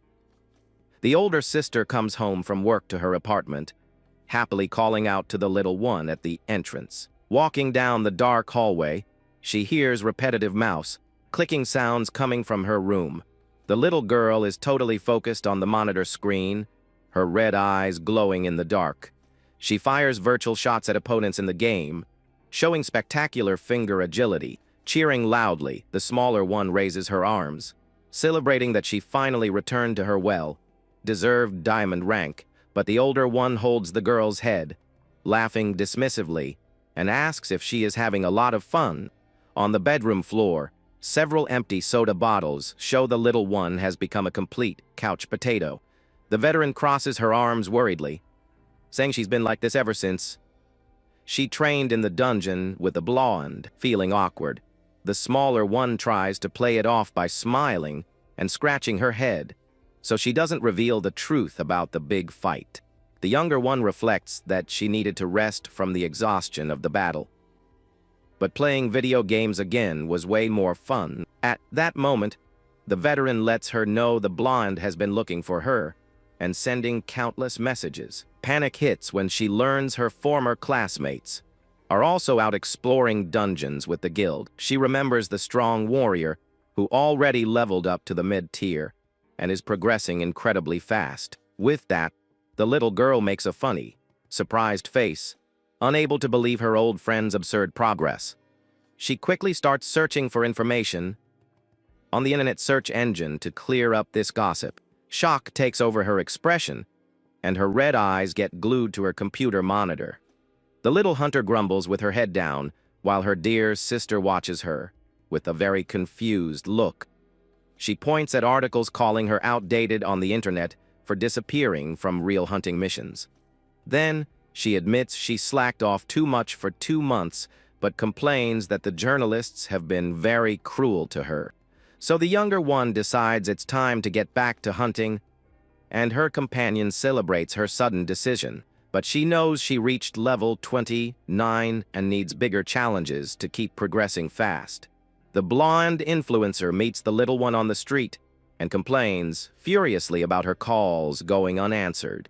Trembling with embarrassment, the little girl tries to explain herself, saying she still hasn't gotten used to meetings in the street. The blonde reminds her she spent the last few days locked up gaming and asks if they are going hunting together now.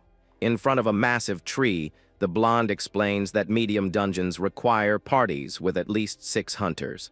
The blonde forbids the little one from picking up strangers on the street, reminding her she always gets involved with bizarre people. With total desperation, the little girl pulls her own hair and promises she will only summon elite acquaintances. But the blonde doubts she knows anyone else in the country, and the little one starts typing fast on her phone. The blonde asks if the little one is going to call the strong warrior, but reminds her he's been busy and very sought after. Ignoring the warning, the little one dials the guy, determined to invite him to the snow dungeon. To her surprise, the boy answers the phone very cheerfully, showing he missed his mentor. With that, she nods along to everything on the phone while her friend complains about how slow she is. He explains that the elite guild is hiring mercenaries and invites the small team to join them. The little girl gets extremely excited about the offer and asks if she can bring one more person from her team. Crying tears of joy, she celebrates that having extroverted friends makes her hunter life much easier. Regret hits quickly when they arrive at the dungeon under a terrible, freezing blizzard. Dozens of elite hunters gather at the freezing dungeon entrance, talking among themselves in silence.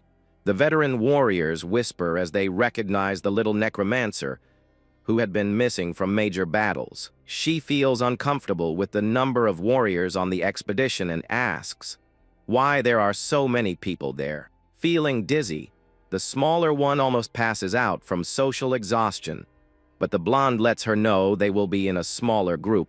Her companion tries to cheer her up, reminding her it's a unique chance to explore a high-tier portal. At that moment, the expedition leader commands the group, ordering the setup of a safe base in the cold snow. With that, the official expedition begins, and the veteran warriors march toward the inside of the freezing rift. Across the vast mountain, the explorers split into small search parties to locate the final boss. Soon, the vanguard team is attacked by a terrible snow monster, starting a tense clash in the snow.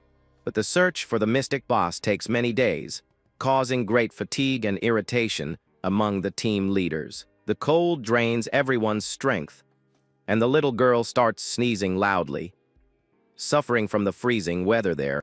On the 10th day of the expedition, the veteran fighters keep walking with difficulty through the blizzard. The younger one wishes to go back to the warmth of her room, but suddenly the scout shouts, warning about new dangers. A massive herd of monstrous stone boars charges full speed at the defenseless band of warriors. The swordsman orders everyone to hold their combat formation, but is startled when he sees the little girl's missed signal. Then, a colossal bone servant from the underworld rises from the freezing ground under the little master's mystic orders. The stone beasts charge hard, showing their large tusks, but are stopped by the massive awakened servant. With extreme brutality, the bone titan crushes the boars, throwing them far away with ease.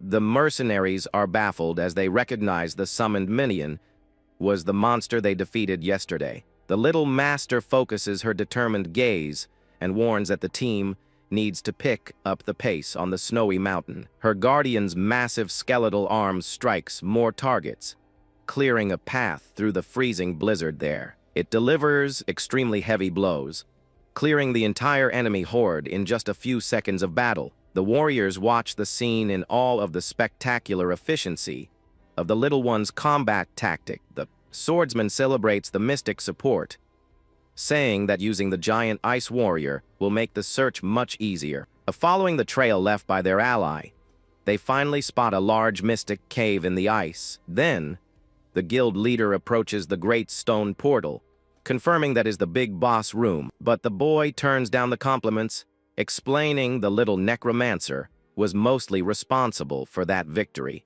Lying on her friend's lap, the little one trembles with exhaustion, grumbling that she will finally be able to go back home. The group leader reflects on her strength and promises he will thank her personally when they get out of there. Suddenly, a massive tremor shakes the freezing dungeon, instantly scaring the elite hunters. The little girl opens her eyes, in shock hearing the bizarre noise coming from the dark depths of the portal. Soon, all the warriors run back to the entrance and take a defensive stance with their swords drawn. An army of black figures slowly approaches, creating massive magic pressure throughout the dark tunnel. A huge dragon skull with glowing yellow eyes emerges from the dark, terrifying the whole squad there. The high-tier leader bites his lip worriedly, realizing that creature is way beyond everyone's level. Very carefully, they raise their torches and plan how to organize the classes to try and survive. Squeezed in the middle of the hunter crowd, the little girl panics, just wanting to return home. With that, the guild leader steps up to the entrance of the great room, keeping his expression focused and firm for combat. His eyes widen extremely as he faces the true magnitude of that terrible boss monster. Before him stands a colossal ice snake with purple horns that gives off an unbearable freezing aura. The creature opens its sharp jaws wide and roars deafeningly, gathering an ice breath. Everyone falls into utter despair, and the leader yells, ordering the team to get into position for mortal combat. The monster fires a massive freezing blast, shaped like a snowflake, against the young hunters. The powerful blue beam instantly freezes the ground stones, creating massive crystal spikes. The icy explosion completely blocks everyone's vision, covering the battlefield in cold mist. But the heroic leader breaks the ice with his mystic sword, charging furiously to slice the adversary. He yells, encouraging the mages and archers to fire their concentrated attacks at the boss's body. Dozens of projectiles and energy beams are launched, lighting up the dark cave with a bright flash. The blonde also casts her magic, summoning several skeletal warriors to provide support on the front line. The fierce clash begins, and the allies give it their all, dealing heavy slashes to the snake's scales. Large magic explosions hit the ice dragon's head, making the creature shake violently. While everyone fights, the smaller one huddles in her coat, remembering her ring is still recharging. Suddenly, the little girl clutches her hood tightly, noticing something very bizarre in the middle of that fight. She realizes that boss room's mystic energy flow doesn't match the rest of the dungeon. The hunter theorizes that this specific space was distorted and brought from a parallel dimension. But the summoned servants keep delivering brutal punches, aiming to weaken the huge portal beast. The strong skeletal soldier delivers a crushing blow that knocks the giant snake's scales against the ground. Upon impact, several ice crystals fall from the ceiling, and the snake roars in pain from the direct hit. Seizing the opening, the heroic leader leaps at high speed, unleashing a vertical sword strike. The blade attack slashes the ice boss's body from top to bottom, scattering bright energy through the air. With mastery, the warrior lands on the ground, while the adversary's frozen pieces fall destroyed. The whole guild joyfully celebrates the great victory, asking if their elite master is okay. The swordsman praises the summoned soldiers, admitting the team only survived thanks to that fine help. But the celebration is cut short when a hunter asks where that dungeon's blue exit portal is. The smaller one gets quite tense, noticing that the return portal didn't appear in the center of the defeated arena. A hooded mage trembles in fear, deducing that giant mystic snake might not have been the final boss. Suddenly, a massive and frightening red rift starts opening up in the rocky cave walls. Thinking it's the exit, the warriors approach happily, but the leader notices a scary detail there. The swordsman throws his ally to the ground, yelling at him not to walk into the portal so carelessly. Confused, the boy asks the reason for that sudden aggression, and the commander tells him to look carefully. He warns he can feel a bizarre energy coming from it, proving that portal is only meant for entering. The little girl fearfully deduces they ended up falling into a hidden dungeon inside another dungeon. She focuses her determined eyes, confirming that this red rift is the path they needed to find. Worried, the leaders debate the next step, since there are only 4 days of supplies left in the blizzard.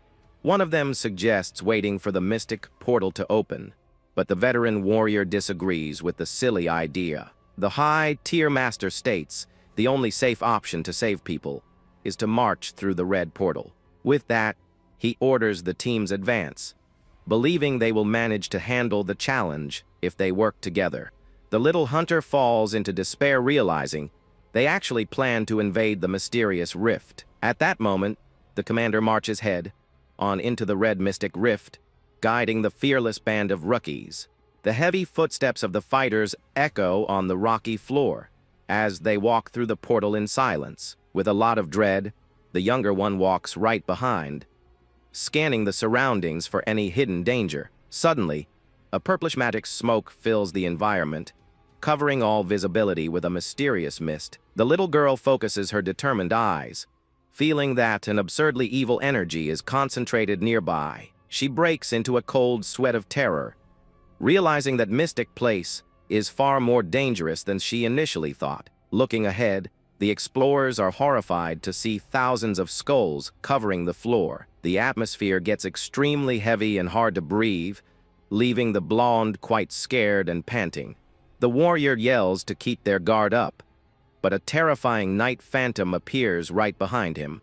With a swift attack, the dark knight pierces the commander's ally's chest with his lethal spear. Then, the group leader flies into a rage, screaming his injured friend's name, and steps forward determined to strike back. With a devastating horizontal slash, he unleashes an attack with his mystic blade against the evil specter. But the fast knight dodges the attack and rides away at a gallop into the darkness of that hall of bones. The hooded mage kneels next to the ally and trembles as he warns that he stopped breathing after the strike. The blonde companion asks in shock what kind of creature that was, and the younger one reveals it's a Dullahan.